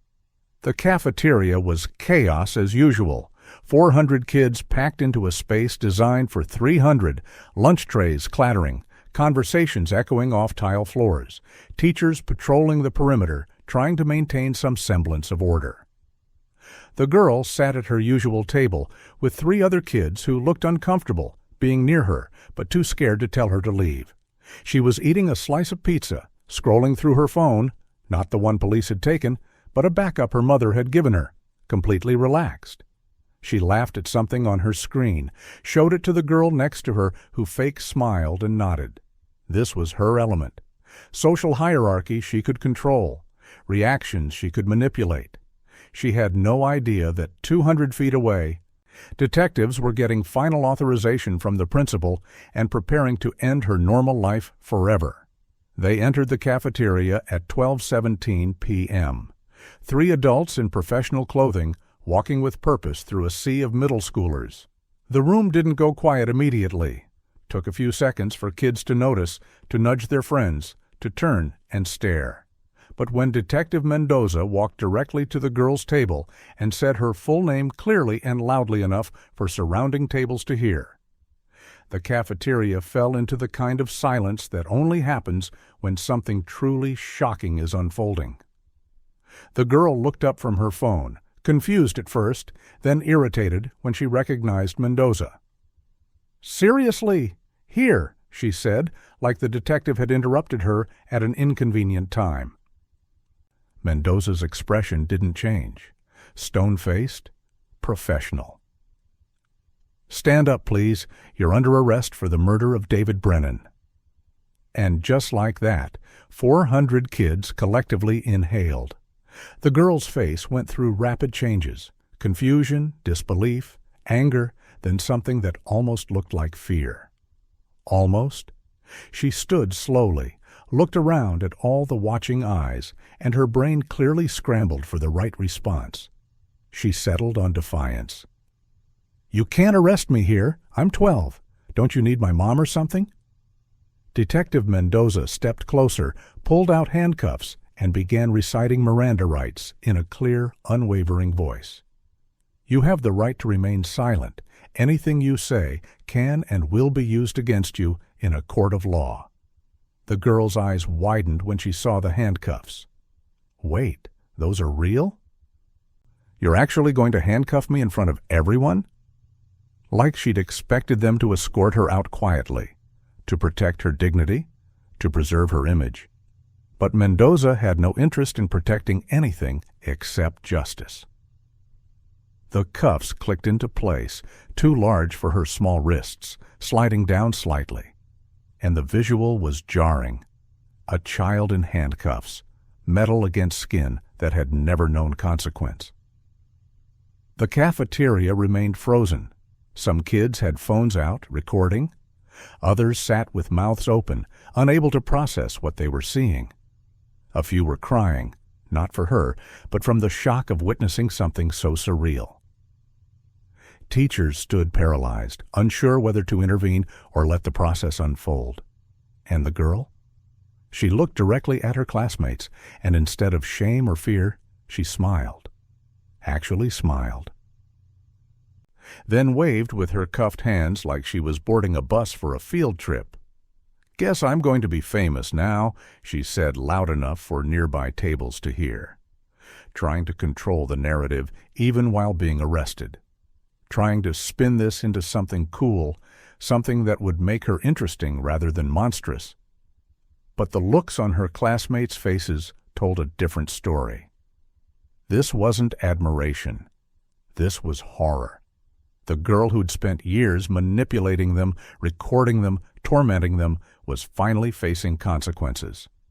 And they were here to witness it. As detectives walked her toward the cafeteria exit, she turned back and called out, "Can I at least finish my dessert? I barely touched it." The audacity of the request made several kids gasp. She'd just been arrested for murder and was concerned about chocolate cake. Detective Rivera, walking behind her, responded flatly, "No." One word, final. The girl shrugged, muttered something about it being wasteful, and kept walking. The entire cafeteria watched in silence as she disappeared through the double doors, handcuffs glinting under fluorescent lights. The moment the doors closed behind her, the room exploded. Kids talking over each other, pulling out phones, texting parents, recording reaction videos. The principal got on the intercom and tried to restore order, but it was useless. This wasn't something you could just move past. This was the moment everything changed. The untouchable girl had finally been touched. Outside, news vans were already pulling into the school parking lot. Someone had tipped them off, probably a staff member who'd seen the detectives arrive. Cameras caught the exact moment the girl was led out of the building in handcuffs, flanked by officers, squinting against sudden sunlight. She looked small, vulnerable, exactly like the child the defense would later argue she was. But the reporters who'd read the case files, who'd seen the evidence, who'd watched that victory video, knew better. They zoomed in on her face looking for remorse, for tears, for anything human. What they captured instead was her looking directly at the cameras and smiling. Again. Like this was a photo op. Like she was enjoying the attention. That image, 12-year-old girl in handcuffs, smiling at cameras, being arrested for murdering her stepfather, would be on every front page by evening. And the national conversation would shift from "how could this happen" to "how do we make sure she never gets out?" The patrol car door closed with a heavy thunk, and she sat in the back seat, looking out the window as they drove away from school. Kids pressed against classroom windows, watching her leave. Some waved, some cried, some just stared. And she stared back, face unreadable now, finally alone with the reality that her age hadn't saved her, that her research had been wrong, that the system she'd tried to game had just picked her up like a piece of evidence and filed her under defendant. The handcuffs were too big, kept sliding down toward her hands, and she kept trying to adjust them, not because they hurt, but because they were annoying. Detective Mendoza watched her in the rearview mirror and thought about David Brennan. About a good man who died trying to help a child who saw kindness as weakness. And she thought about justice, how it moves slowly sometimes, but always always arrives. The girl in the back seat didn't know it yet, but her life as she knew it had just ended. The only question now was whether a jury would make that ending permanent. The courtroom was standing room only on the day of her first appearance. March 23rd, 9 days after David Brennan's murder, and the media circus had reached fever pitch. Every major network had sent crews. Court sketch artists sat in the front rows. Victim advocacy groups held vigil outside. And in the center of it all, at the defense table, sat a 12-year-old girl who looked like she'd been dressed by someone desperate to make her appear innocent. Pink cardigan, white collared shirt. Hair in a neat ponytail, the optics of childhood carefully constructed by her attorney. But the moment Judge Harold Matthews entered and the bailiff called for everyone to rise, she rolled her eyes so dramatically that 3 reporters in the front row caught it, started typing immediately. This wasn't a scared child facing justice. This was someone annoyed that everyone was making such a big deal out of nothing. Judge Matthews was 63 years old with 37 years on the bench. He'd presided over gang trials, serial killer cases, death penalty hearings. He'd seen every kind of defendant, remorseful ones, defiant ones, broken ones, arrogant ones. But he'd never seen a child defendant who carried herself like she was doing everyone a favor by showing up. He settled into his chair, arranged his papers with deliberate slowness, and looked down at her for a long moment, studying, assessing. She stared right back, chin up, no fear in her eyes, just impatience, like she was waiting for him to hurry up and get this over with. The judge's expression didn't change, but something shifted in the air. The entire courtroom felt it. This wasn't going to be a typical juvenile proceeding. This was going to be war. The bailiff read the charges in a clear, steady voice that echoed off the wood-paneled walls. The defendant is charged with first-degree murder in the death of David Michael Brennan, committed on March 14th of this year. The state is pursuing charges in adult criminal court due to the premeditated nature of the crime and the age and circumstances of the defendant. Every word landed like a hammer. First-degree murder, premeditated, adult court. These weren't terms usually associated with middle schoolers, but the evidence had forced the prosecution's hand, and Judge Matthews had reviewed that evidence personally before agreeing to allow the case to proceed in his courtroom. He knew exactly what kind of defendant sat before him, so when he began to explain the gravity of the charges, he spoke slowly, carefully, making sure every single person in that room understood what was at stake. "Young lady," he began, voice measured and firm, "do you understand the charges that have been read against you?" She shrugged. Actually shrugged in front of a judge. Her attorney grabbed her arm, whispered urgently, but the girl ignored her. "I guess," she said, voice dripping with teenage dismissiveness. The courtroom gasped. You don't guess in a murder trial. You don't shrug when a judge asks you a direct question. But she did both, seemingly unaware that every gesture was being catalogued, recorded, and would later be used to demonstrate her complete lack of remorse. Judge Matthews' jaw tightened slightly, the only visible sign of his reaction, and he continued. "Let me be very clear. You are being charged as an adult with the intentional killing of another human being. If convicted, you face life in prison. Do you understand that?" And she laughed. Not a nervous giggle, not a confused sound. A full, deliberate laugh that cut through the courtroom silence like a blade. People jumped in their seats. The victim's family sobbed audibly. Even her own attorney looked horrified, but the girl kept laughing, shaking her head like she'd just heard the funniest joke of her life. Judge Matthews froze. His pen, which had been moving across his notes, stopped mid-word. He set it down carefully, folded his hands on the bench, and stared at her with an intensity that made several jurors in the gallery lean back instinctively. The laughter trailed off when she realized no one else was joining in. She looked around, confused by the silence, and then looked back at the judge with a smirk still playing on her lips. "Sorry," she said, not sounding sorry at all. "But this whole thing is just so fake, like a TV show or something. It doesn't even feel real." The word fake hung in the air like poison gas. The prosecutor shot to his feet, ready to object, but Judge Matthews raised one hand slightly, a gesture that said, "Sit down, I've got this." The courtroom held its collective breath. This was the moment. The moment the judge would either lose his composure or assert complete dominance. He chose the latter. "Ms. Brennan," he said, using her last name deliberately, the name she shared with the man she'd killed. "I assure you this is very real. The charges are real. The evidence is real, and the consequences you will face are real. I strongly suggest you adjust your attitude accordingly."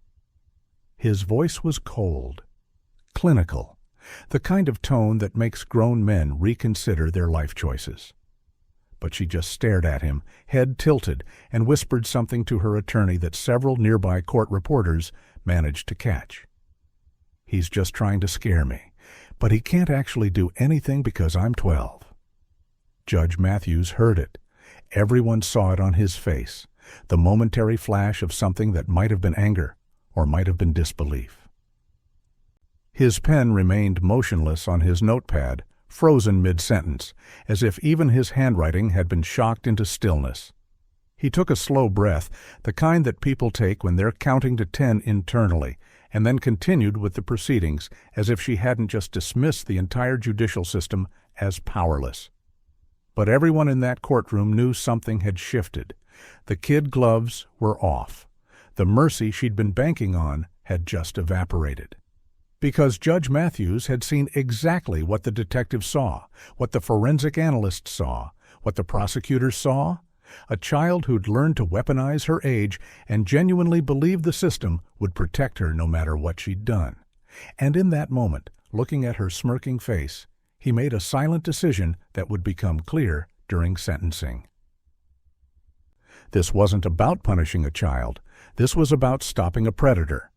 The rest of the hearing continued with procedural formalities. Bail was denied, no surprise given the severity of charges and flight risk. Trial date was set for May 15th, giving both sides time to prepare. The girl was remanded to juvenile detention until trial, and when the bailiff approached to escort her out, she had the audacity to ask if the detention center had Wi-Fi.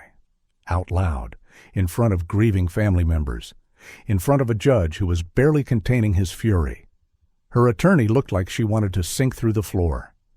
The prosecutor made a note on his legal pad, underlined it 3 times, and Judge Matthews simply watched her being led away, his expression unreadable now, professional mask firmly in place.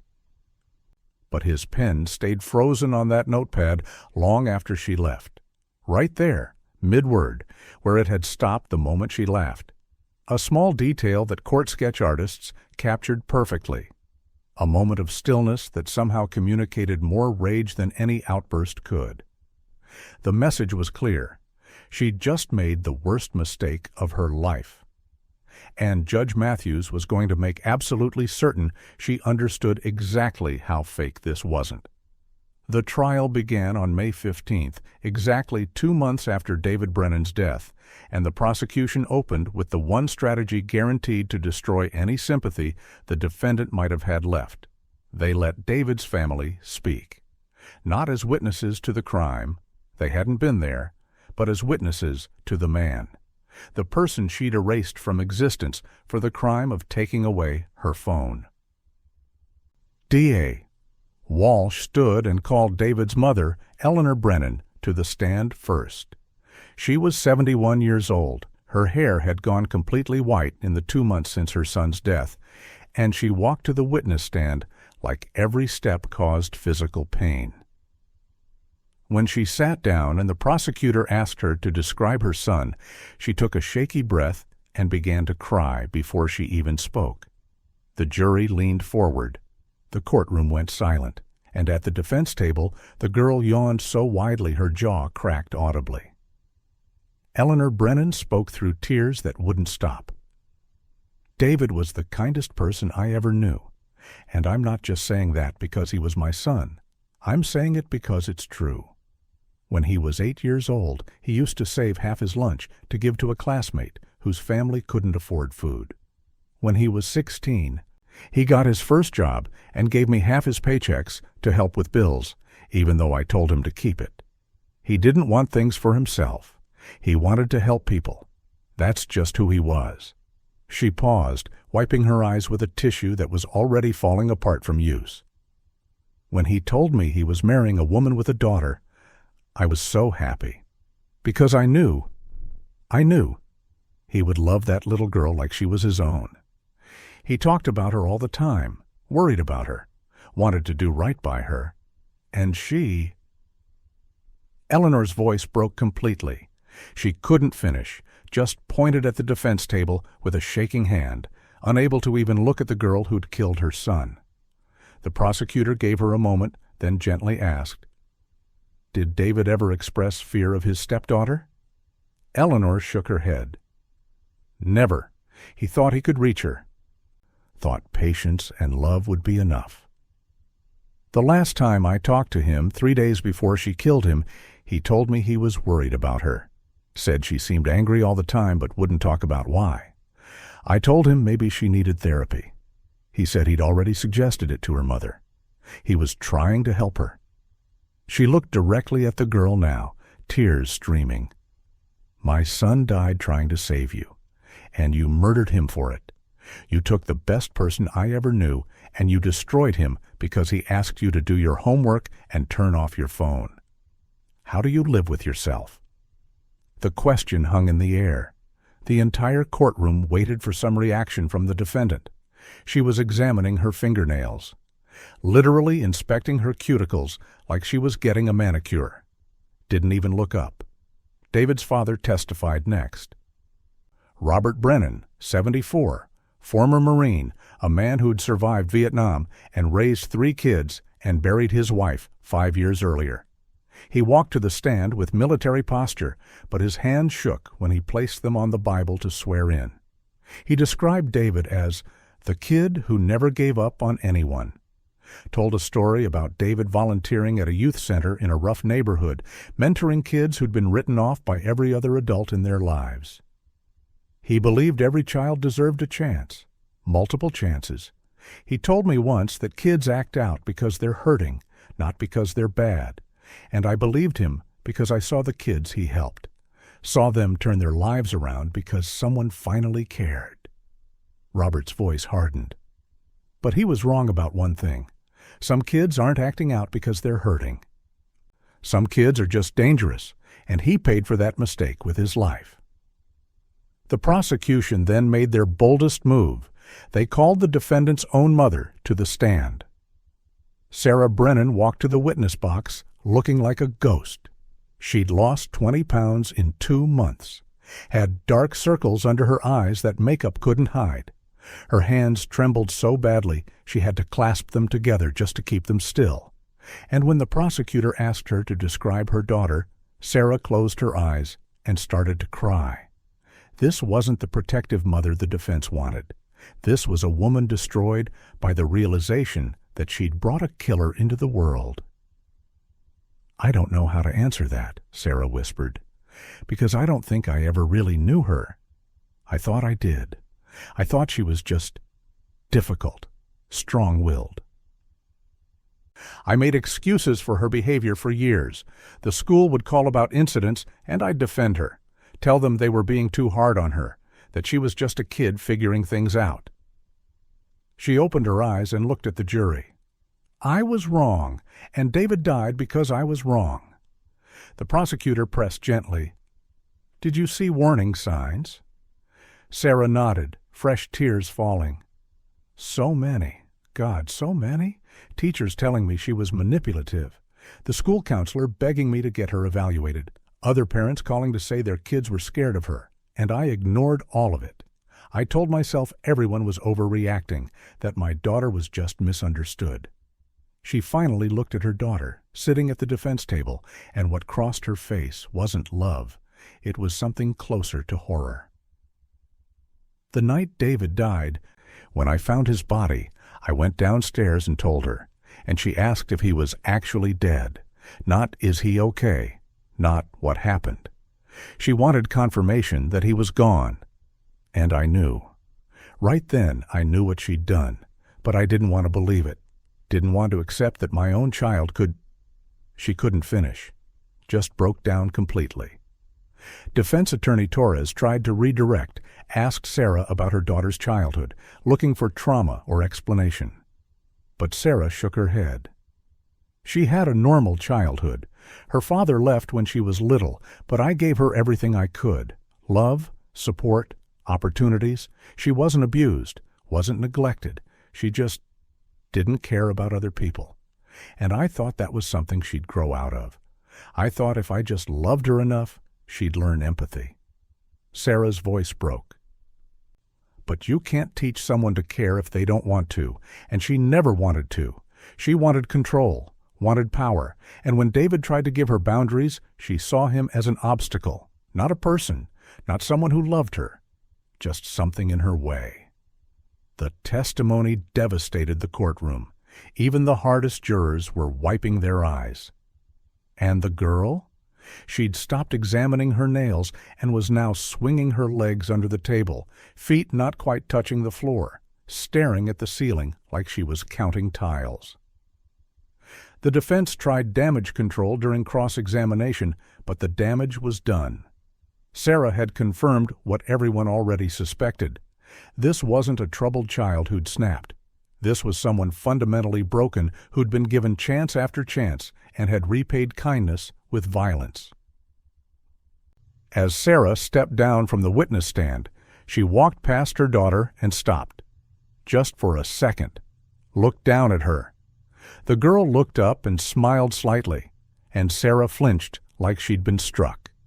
That moment, mother recoiling from child, was captured by courtroom cameras and would be replayed on every news network that night. The courtroom clock ticked loudly in the silence that followed.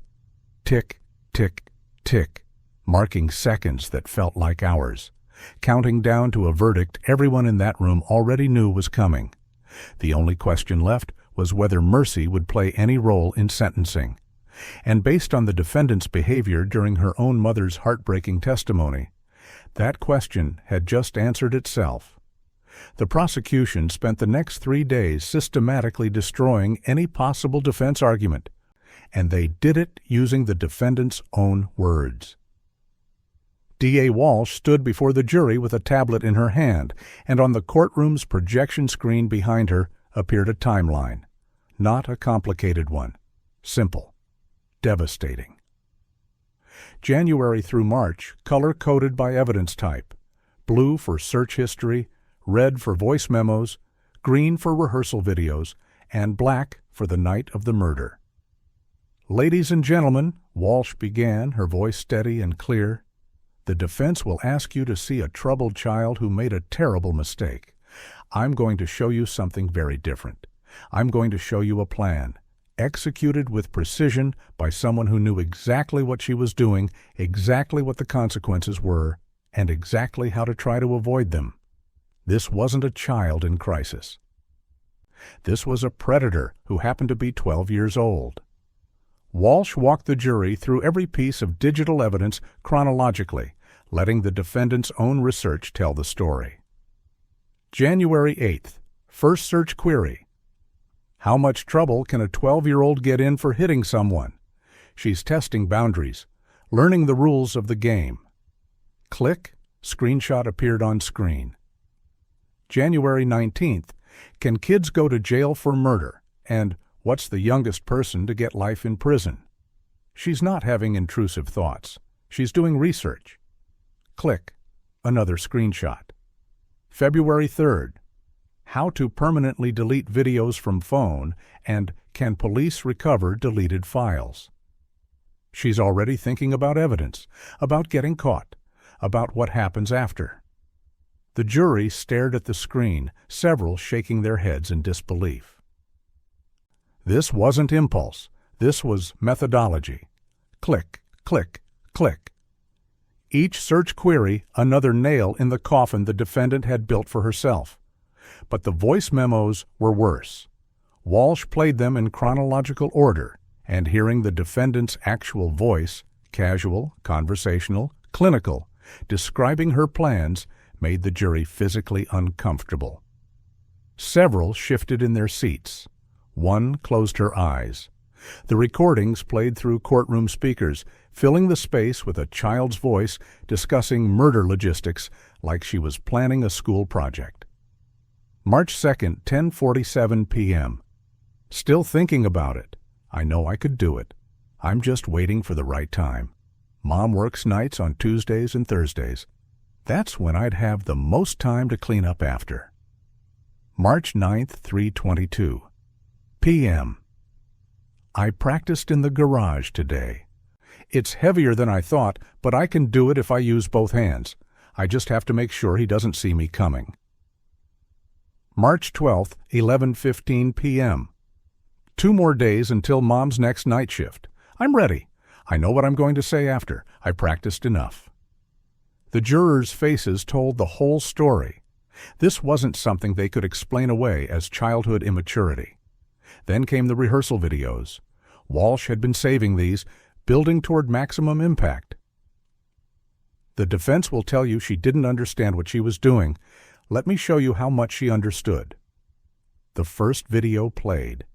The defendant on her bed, practicing fake tears, critiquing her own performance. Not believable enough. Try again. Second take. Better tears. Good, but sound more scared. Third take. Perfect victim performance. The jury watched in horrified silence as a 12-year-old workshopped the exact lies she would tell police after murdering her stepfather. One juror put her hand over her mouth. Another whispered, "Oh my God," under his breath. This wasn't a confused child. This was an actress preparing for the role of her life. And the audience she'd been performing for, detectives, lawyers, the public, had almost believed her. Walsh saved the worst for last. The test run video. 42 seconds of the defendant in the garage, holding the murder weapon, practicing her swing. Too high. He's taller, so I need to aim down more. The jury watched her adjust her grip, watched her take practice swings, watched her smile and say, "I think I figured it out." When the video ended, the courtroom sat in stunned silence. No one moved, no one breathed. Because they'd just watched a child plan a murder with the same focus someone might use to practice a golf swing. Walsh let the silence stretch, let the horror sink deep into every person in that room. Then she spoke quietly. She practiced, she researched, she planned, she executed, and then she celebrated. Where in any of this do you see immaturity?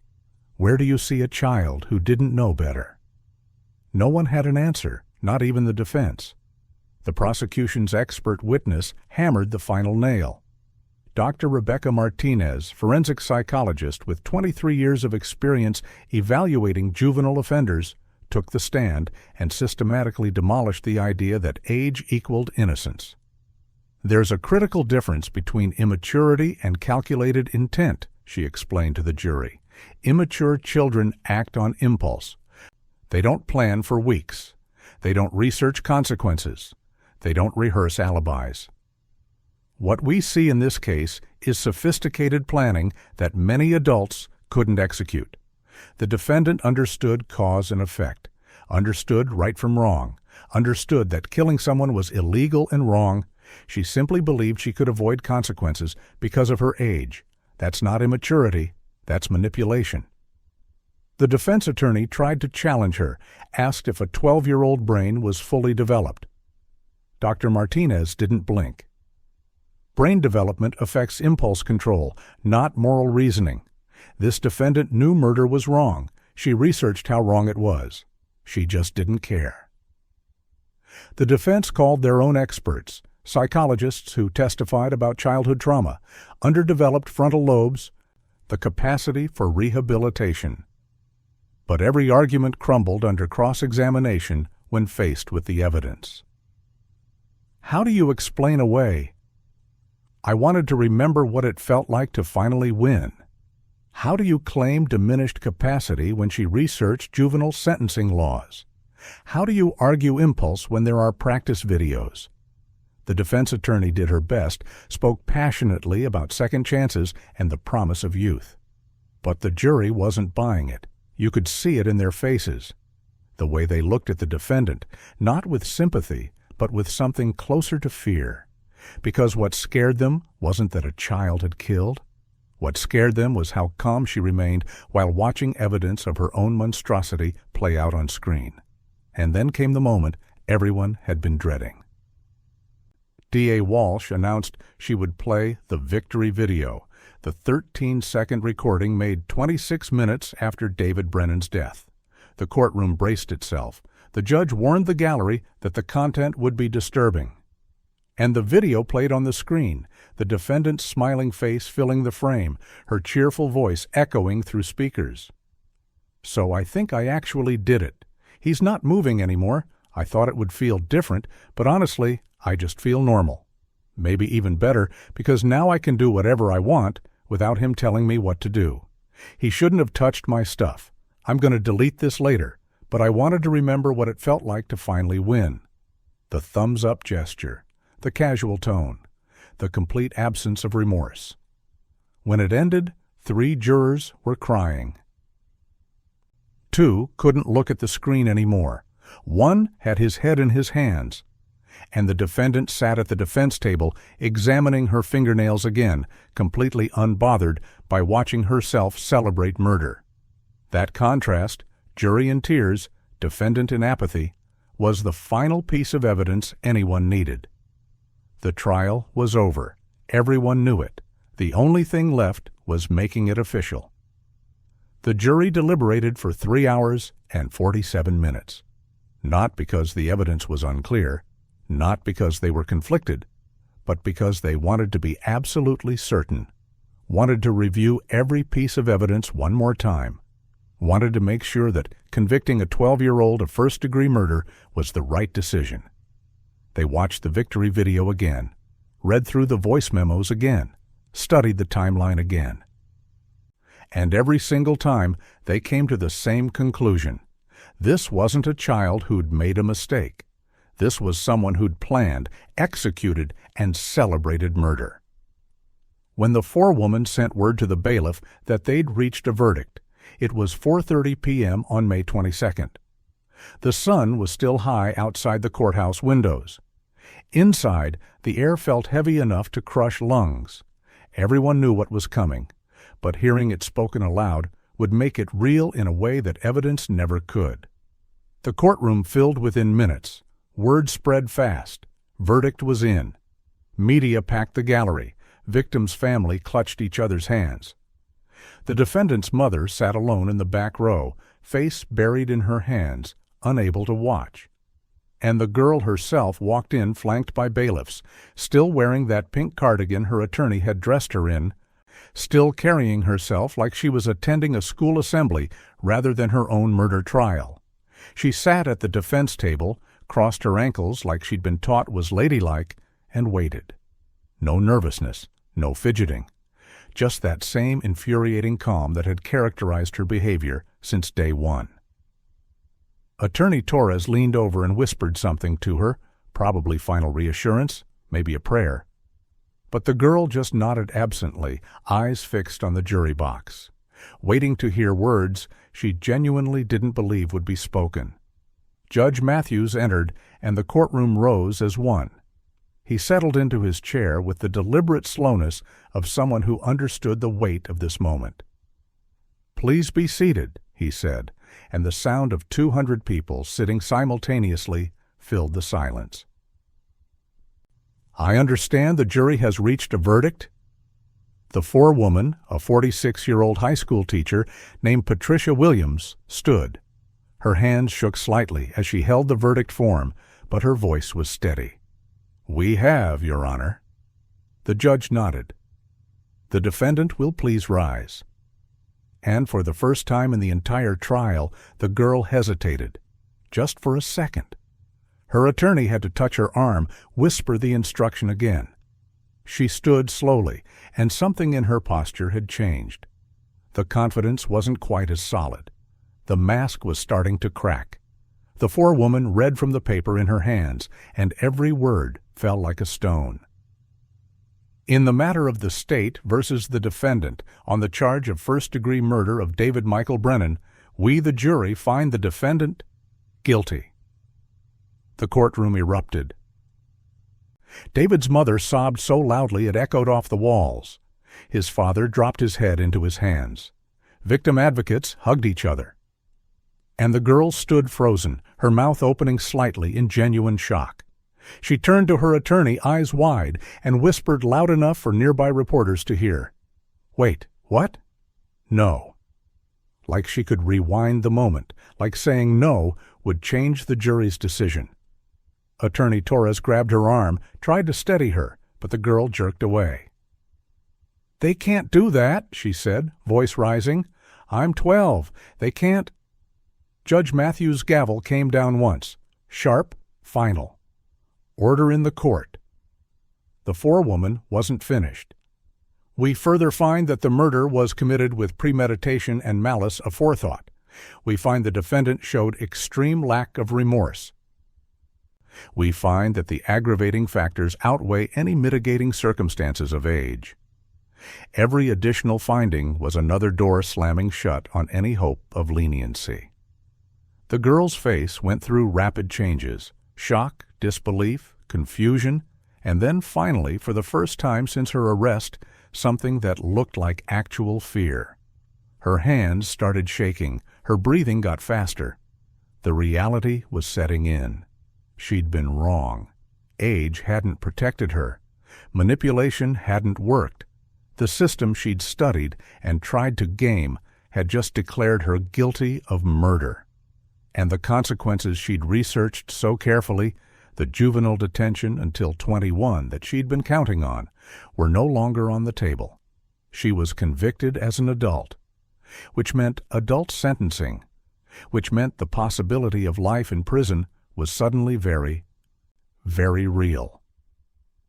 Judge Matthews thanked the jury formally, set a sentencing date for June 5th, and ordered the defendant remanded to custody until sentencing.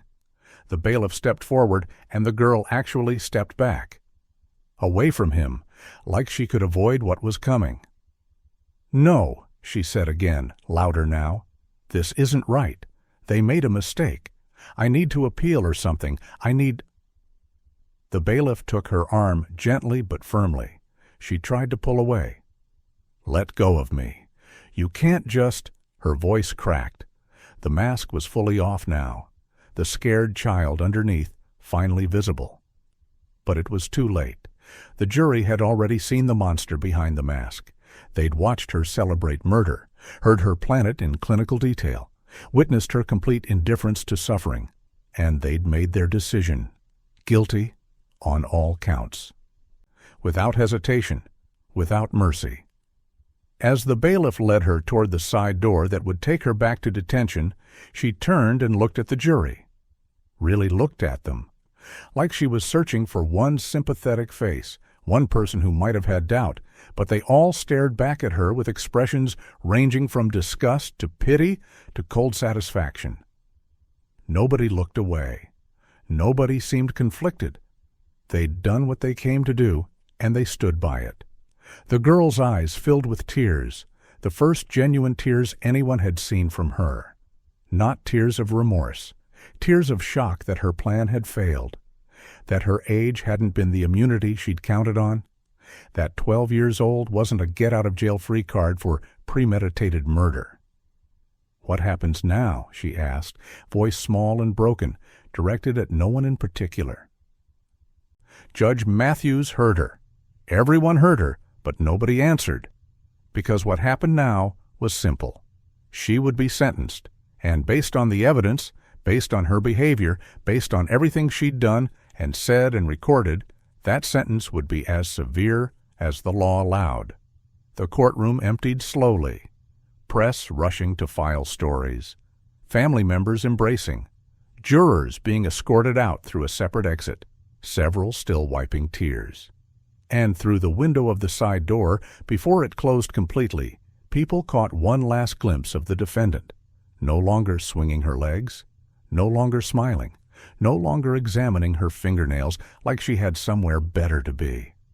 Just a small figure in a pink cardigan, handcuffed hands shaking, finally understanding that justice wasn't a game she could win.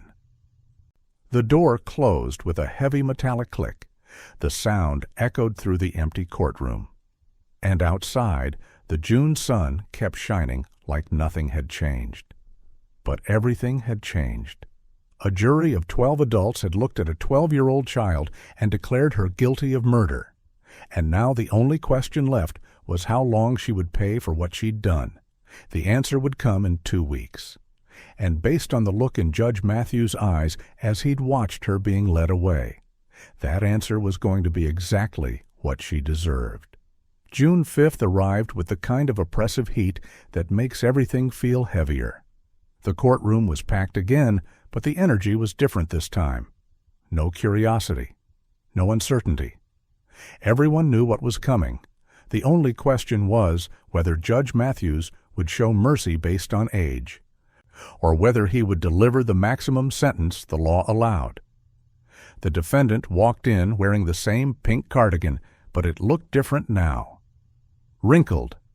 The innocence it was supposed to project had been thoroughly destroyed by 3 weeks of testimony and evidence. She looked smaller somehow.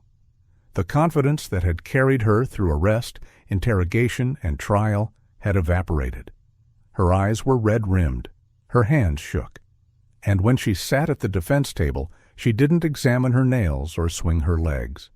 She just stared at the table in front of her, finally understanding that this wasn't something she could manipulate her way out of. Before sentencing, the court allowed victim impact statements. David's mother spoke first, reading from a paper she'd written and rewritten dozens of times, trying to find words that could capture the magnitude of her loss. "My son was 41 years old when she killed him.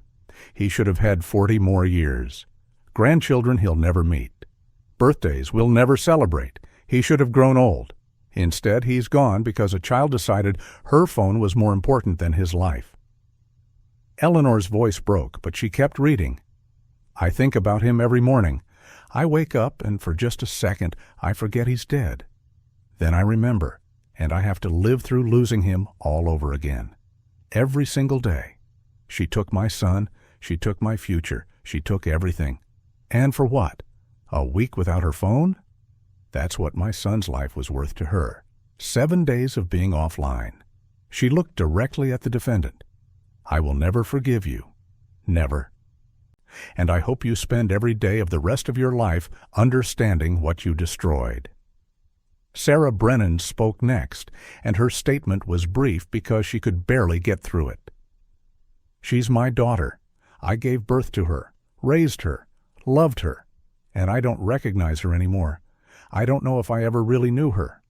David tried to help her, tried to be a father to her, and she murdered him for it."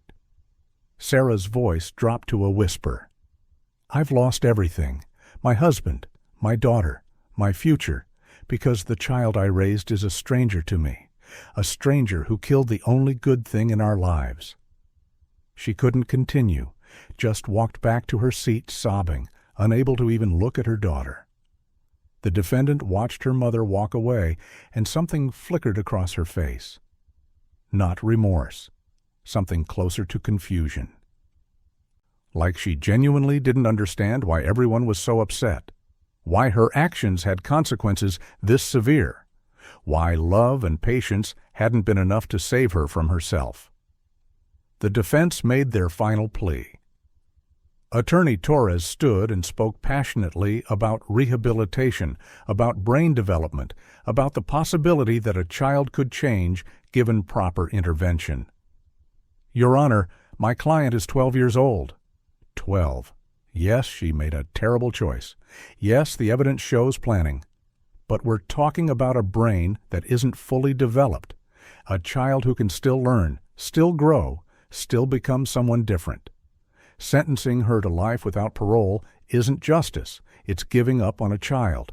It's saying that a 12-year-old is beyond redemption. And I don't believe that's true. I don't believe this court believes that's true. We ask for mercy, not because she deserves it, but because she's still a child, and children deserve second chances.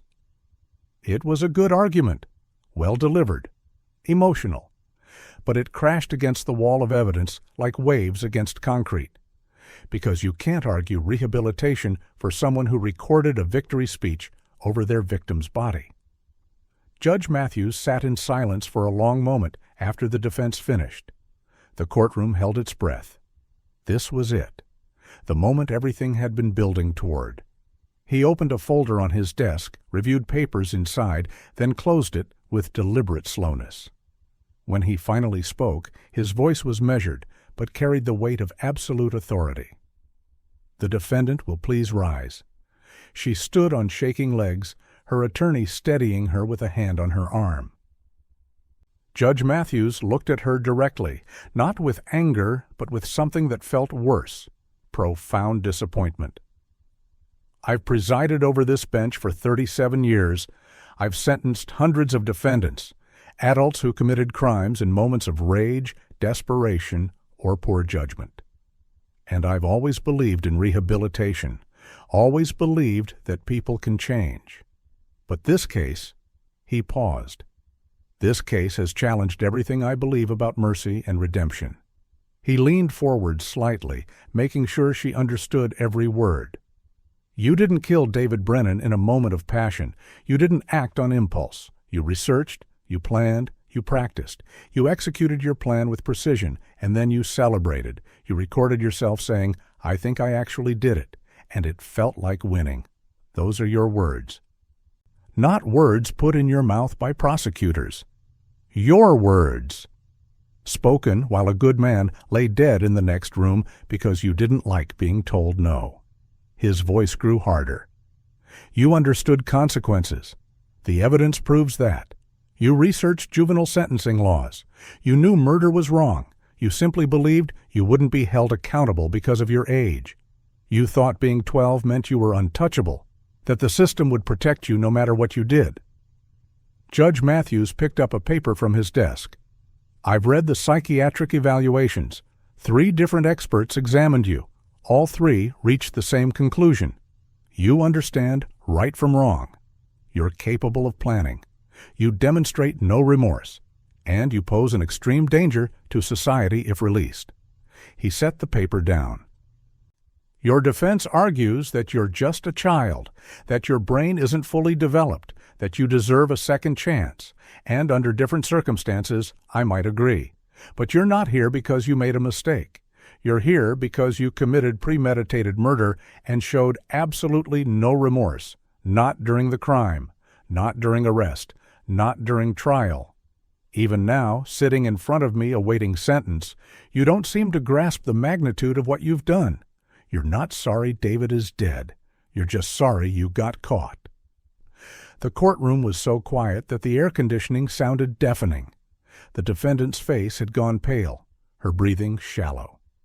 Judge Matthews continued, and his next words would be quoted in legal textbooks for years. "You told investigators that you thought this whole thing was fake. Let me be very clear. This is not fake. The man you killed was real. The family you destroyed is real. And the consequences you will now face are real. You wanted to be treated like an adult when you committed this crime. Researching, planning, executing. You wanted adult privileges when you demanded your phone back. You wanted adult autonomy when you rejected David's guidance. Well, you're going to get adult consequences." He paused. Let that sink in. This court finds that the aggravating factors far outweigh any mitigating circumstances of your age. You demonstrated extreme premeditation, extreme violence, extreme lack of remorse. You are a danger to society. and I cannot in good conscience release you into the world where you might harm someone else." Judge Matthews picked up his gavel, and everyone in the courtroom leaned forward. "Therefore, it is the judgment and sentence of this court that you be remanded to the custody of the Department of Corrections to serve a sentence of life in prison without the possibility of parole." The words landed like explosions. Life without parole. The defendant gasped audibly, her knees buckled, and her attorney had to hold her up. "No," she whispered. "No, that's not. You can't." But Judge Matthews wasn't finished. "Furthermore, you will serve this sentence in an adult facility upon reaching age 18. Until then, you will remain in juvenile detention. But make no mistake, this is a life sentence. You will never be released. You will spend the rest of your natural life in prison for what you've done. That is the sentence of this court." The gavel came down. One sharp crack that echoed through the courtroom like a gunshot. Final, absolute, irreversible. The defendant made a sound that was half sob, half scream. Her legs gave out completely, and she collapsed into her chair. "No, you can't. I'm 12. I'm 12. She was shouting now, all composure gone, the scared child finally fully visible. But it was too late. The sentence had been pronounced. The gavel had fallen. Her attorney tried to calm her, but she was hyperventilating, sobbing, completely undone. The reality of life without parole had finally penetrated. She would never go home, never finish school, never have a normal life. Never see the outside of prison walls except through bars and razor wire. The future she'd imagined, getting out at 18 or 21, starting over, moving on, had just been erased in a single sentence. The courtroom erupted in a strange mixture of relief and grief. David's family sobbed, not from sadness this time, but from something like vindication. Justice had been served, not perfectly, not in a way that brought David back, but served nonetheless. The defendant's mother sat in the back row, face in her hands, crying for the daughter she'd lost twice, once to whatever darkness lived inside her, and now to a life sentence she would never escape. The media scrambled to report the historic verdict: life without parole for a 12-year-old. It would make headlines for months, spark debates about juvenile justice, become a landmark case studied in law schools. But in that moment, none of the larger implications mattered. All that mattered was the sound of a gavel falling and a young girl realizing that her age hadn't saved her, that justice had found her anyway, that some actions carry consequences too severe for any amount of youth to erase. As bailiffs moved to escort her out, she turned back toward the gallery one last time, looking for her mother, looking for anyone who might help her. But her mother couldn't even look at her. David's family stared at her with expressions of grim satisfaction, and Judge Matthews watched from his bench as she was led away, the pink cardigan now soaked with tears, her small frame shaking with sobs, finally displaying the emotion she should have shown months ago when David was still alive. The smile that had haunted the courtroom for weeks was gone, replaced by the crushing weight of consequences she'd never believed would come. The door closed behind her with that same heavy metallic click. But this time it wasn't temporary. This time it was forever. Life without parole. The youngest person in state history to receive that sentence. And based on the evidence, based on her actions, based on everything she'd said and done, nobody in that courtroom believed she'd received anything less than exactly what she deserved. The gavel's echo faded. The courtroom slowly emptied. And justice, imperfect but real, had been served.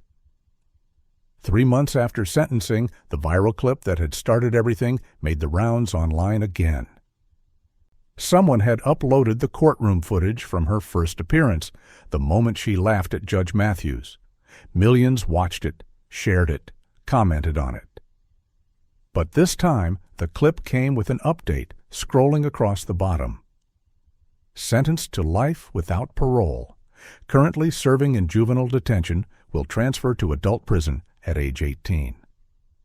The contrast hit differently now. That arrogant laugh that had made everyone's blood boil suddenly felt hollow, powerless. Because the girl who'd laughed, who'd believed her age made her invincible, was now facing a reality she'd never imagined possible. The system she'd tried to manipulate had looked at her evidence, her actions, her complete lack of humanity, and decided she would never walk free again. The laugh that once carried such smug confidence now echoed only as evidence of how catastrophically wrong she'd been. Inside the juvenile detention center, where she awaited her 18th birthday and transferred to adult prison, the reality of life without parole was settling in. No more smirks, no more casual indifference. The other detained youth gave her a wide berth, not out of respect, but out of revulsion. Even kids who'd committed serious crimes knew there was something different about her, something fundamentally broken.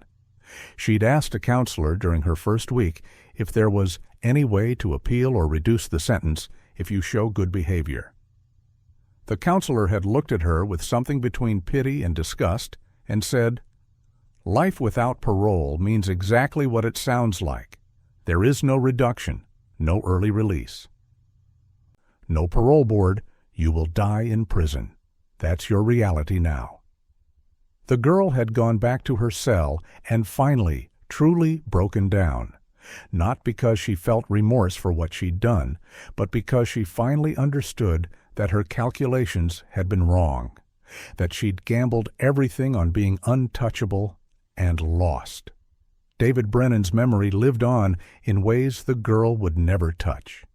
His family established a scholarship fund in his name for at-risk youth. Kids who needed mentors, who needed someone to believe in them the way David had believed in people.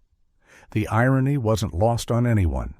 The man who died trying to help a child who didn't want help was now helping dozens of other children build better futures. His former colleagues at the community center planted a memorial garden where he used to volunteer. A bench with his name engraved on a plaque. David Brennan. He saw the best in everyone. People who'd known him shared stories about his patience, his kindness, his unwavering belief that every person deserved compassion, and every story made the contrast sharper. A good man gone forever because a child valued her phone more than his life. The legal community dissected the case endlessly. Law professors taught it as a landmark juvenile sentencing case. Defense attorneys criticized the life sentence as too harsh for a 12-year-old. Prosecutors defended it as appropriate given the extreme premeditation and lack of remorse. Victims' rights advocates held it up as proof that justice could be served even in the most challenging cases. But through all the debate, all the analysis, all the hot takes on cable news and social media, one thing remained constant: Judge Matthews' words. Those sentences he'd spoken during sentencing had been quoted thousands of times. You understood consequences. You just believed they wouldn't apply to you. That line captured everything. The entitlement, the manipulation, the fundamental miscalculation that had destroyed her life. Those words would outlive the trial, outlive the appeals that would inevitably be filed, outlive even the judge himself. They'd become part of the permanent record of what happens when someone mistakes youth for immunity. The girl's case became a cautionary tale in ways she never anticipated. School counselors showed clips of the trial to students as part of anti-violence programs. Child psychologists studied her case to better identify warning signs of conduct disorder and antisocial traits in young children. Parents watched documentaries about her story and had uncomfortable conversations with their own kids about consequences, empathy, and the difference between intelligence and morality. She'd wanted to be famous, had even said during her arrest that she'd be famous now. And she was, but not the way she'd imagined. She was famous as the 12-year-old who thought she could get away with murder and learned, in the harshest way possible, that some actions carry consequences too severe for any amount of youth to erase. Famous as a warning, as evidence that evil doesn't always announce itself with obvious signs. Sometimes it sits quietly at a defense table, swinging its legs, examining its fingernails. Genuinely confused about why everyone is so upset. Her appeals would be filed eventually. Her attorney had already promised to fight the sentence on constitutional grounds. The case would likely reach higher courts. Might even make it to the state Supreme Court. But everyone who'd sat through the trial, who'd watched the evidence, who'd heard her own voice celebrating murder, knew those appeals would fail. Because the evidence was overwhelming. The premeditation undeniable, the lack of remorse documented in her own words, in her own videos, in her own clinical research into how to commit murder and avoid consequences. She'd created the evidence that convicted her, built her own cage through her arrogance and her belief that she was smarter than everyone else. And now she would live in that cage forever. The sentence was severe, historic, controversial, but based on everything she'd done, everything she'd said, everything she'd shown the world about who she really was, it was also exactly what she'd earned. Years from now, when she's transferred to adult prison and the initial media frenzy has faded, she'll be just another number in the system, another lifer who blends into the background of prison routine. The guards won't care that she committed her crime at 12. The other inmates won't be impressed that she was once famous. The world outside will move on, forget her name, forget her face. But they'll remember the story. Remember the girl who laughed at a judge and learned that justice doesn't care about your age when your actions prove you understood exactly what you were doing. Remember that David Brennan tried to save someone who didn't want to be saved and paid for that kindness with his life. Remember that sometimes the system works, not perfectly, not in a way that brings back the dead or heals broken families, but it works. And in this case, it spoke with absolute clarity. The laughter ended the moment authorities spoke. That smug, arrogant sound that had filled the courtroom during her first appearance, the laugh that made everyone believe she thought she was untouchable, died the second Judge Matthews pronounced her sentence. Life without parole. Those 4 words silenced her in ways nothing else had, stripped away the mask she'd worn for 12 years, exposed the scared, broken child underneath who'd gambled everything on being invincible and lost. She would never laugh like that again, never feel that surge of confidence that came from believing the rules didn't apply to her. Because she'd learned, in the most permanent way possible, that they did. The gavel had fallen. Justice had spoken, and the laughter that once echoed through the courtroom with such arrogance never returned. It was replaced by silence, heavy, permanent, absolute silence, the kind that lasts a lifetime, the kind that serves as proof that some actions echo forever, long after the laughter fades.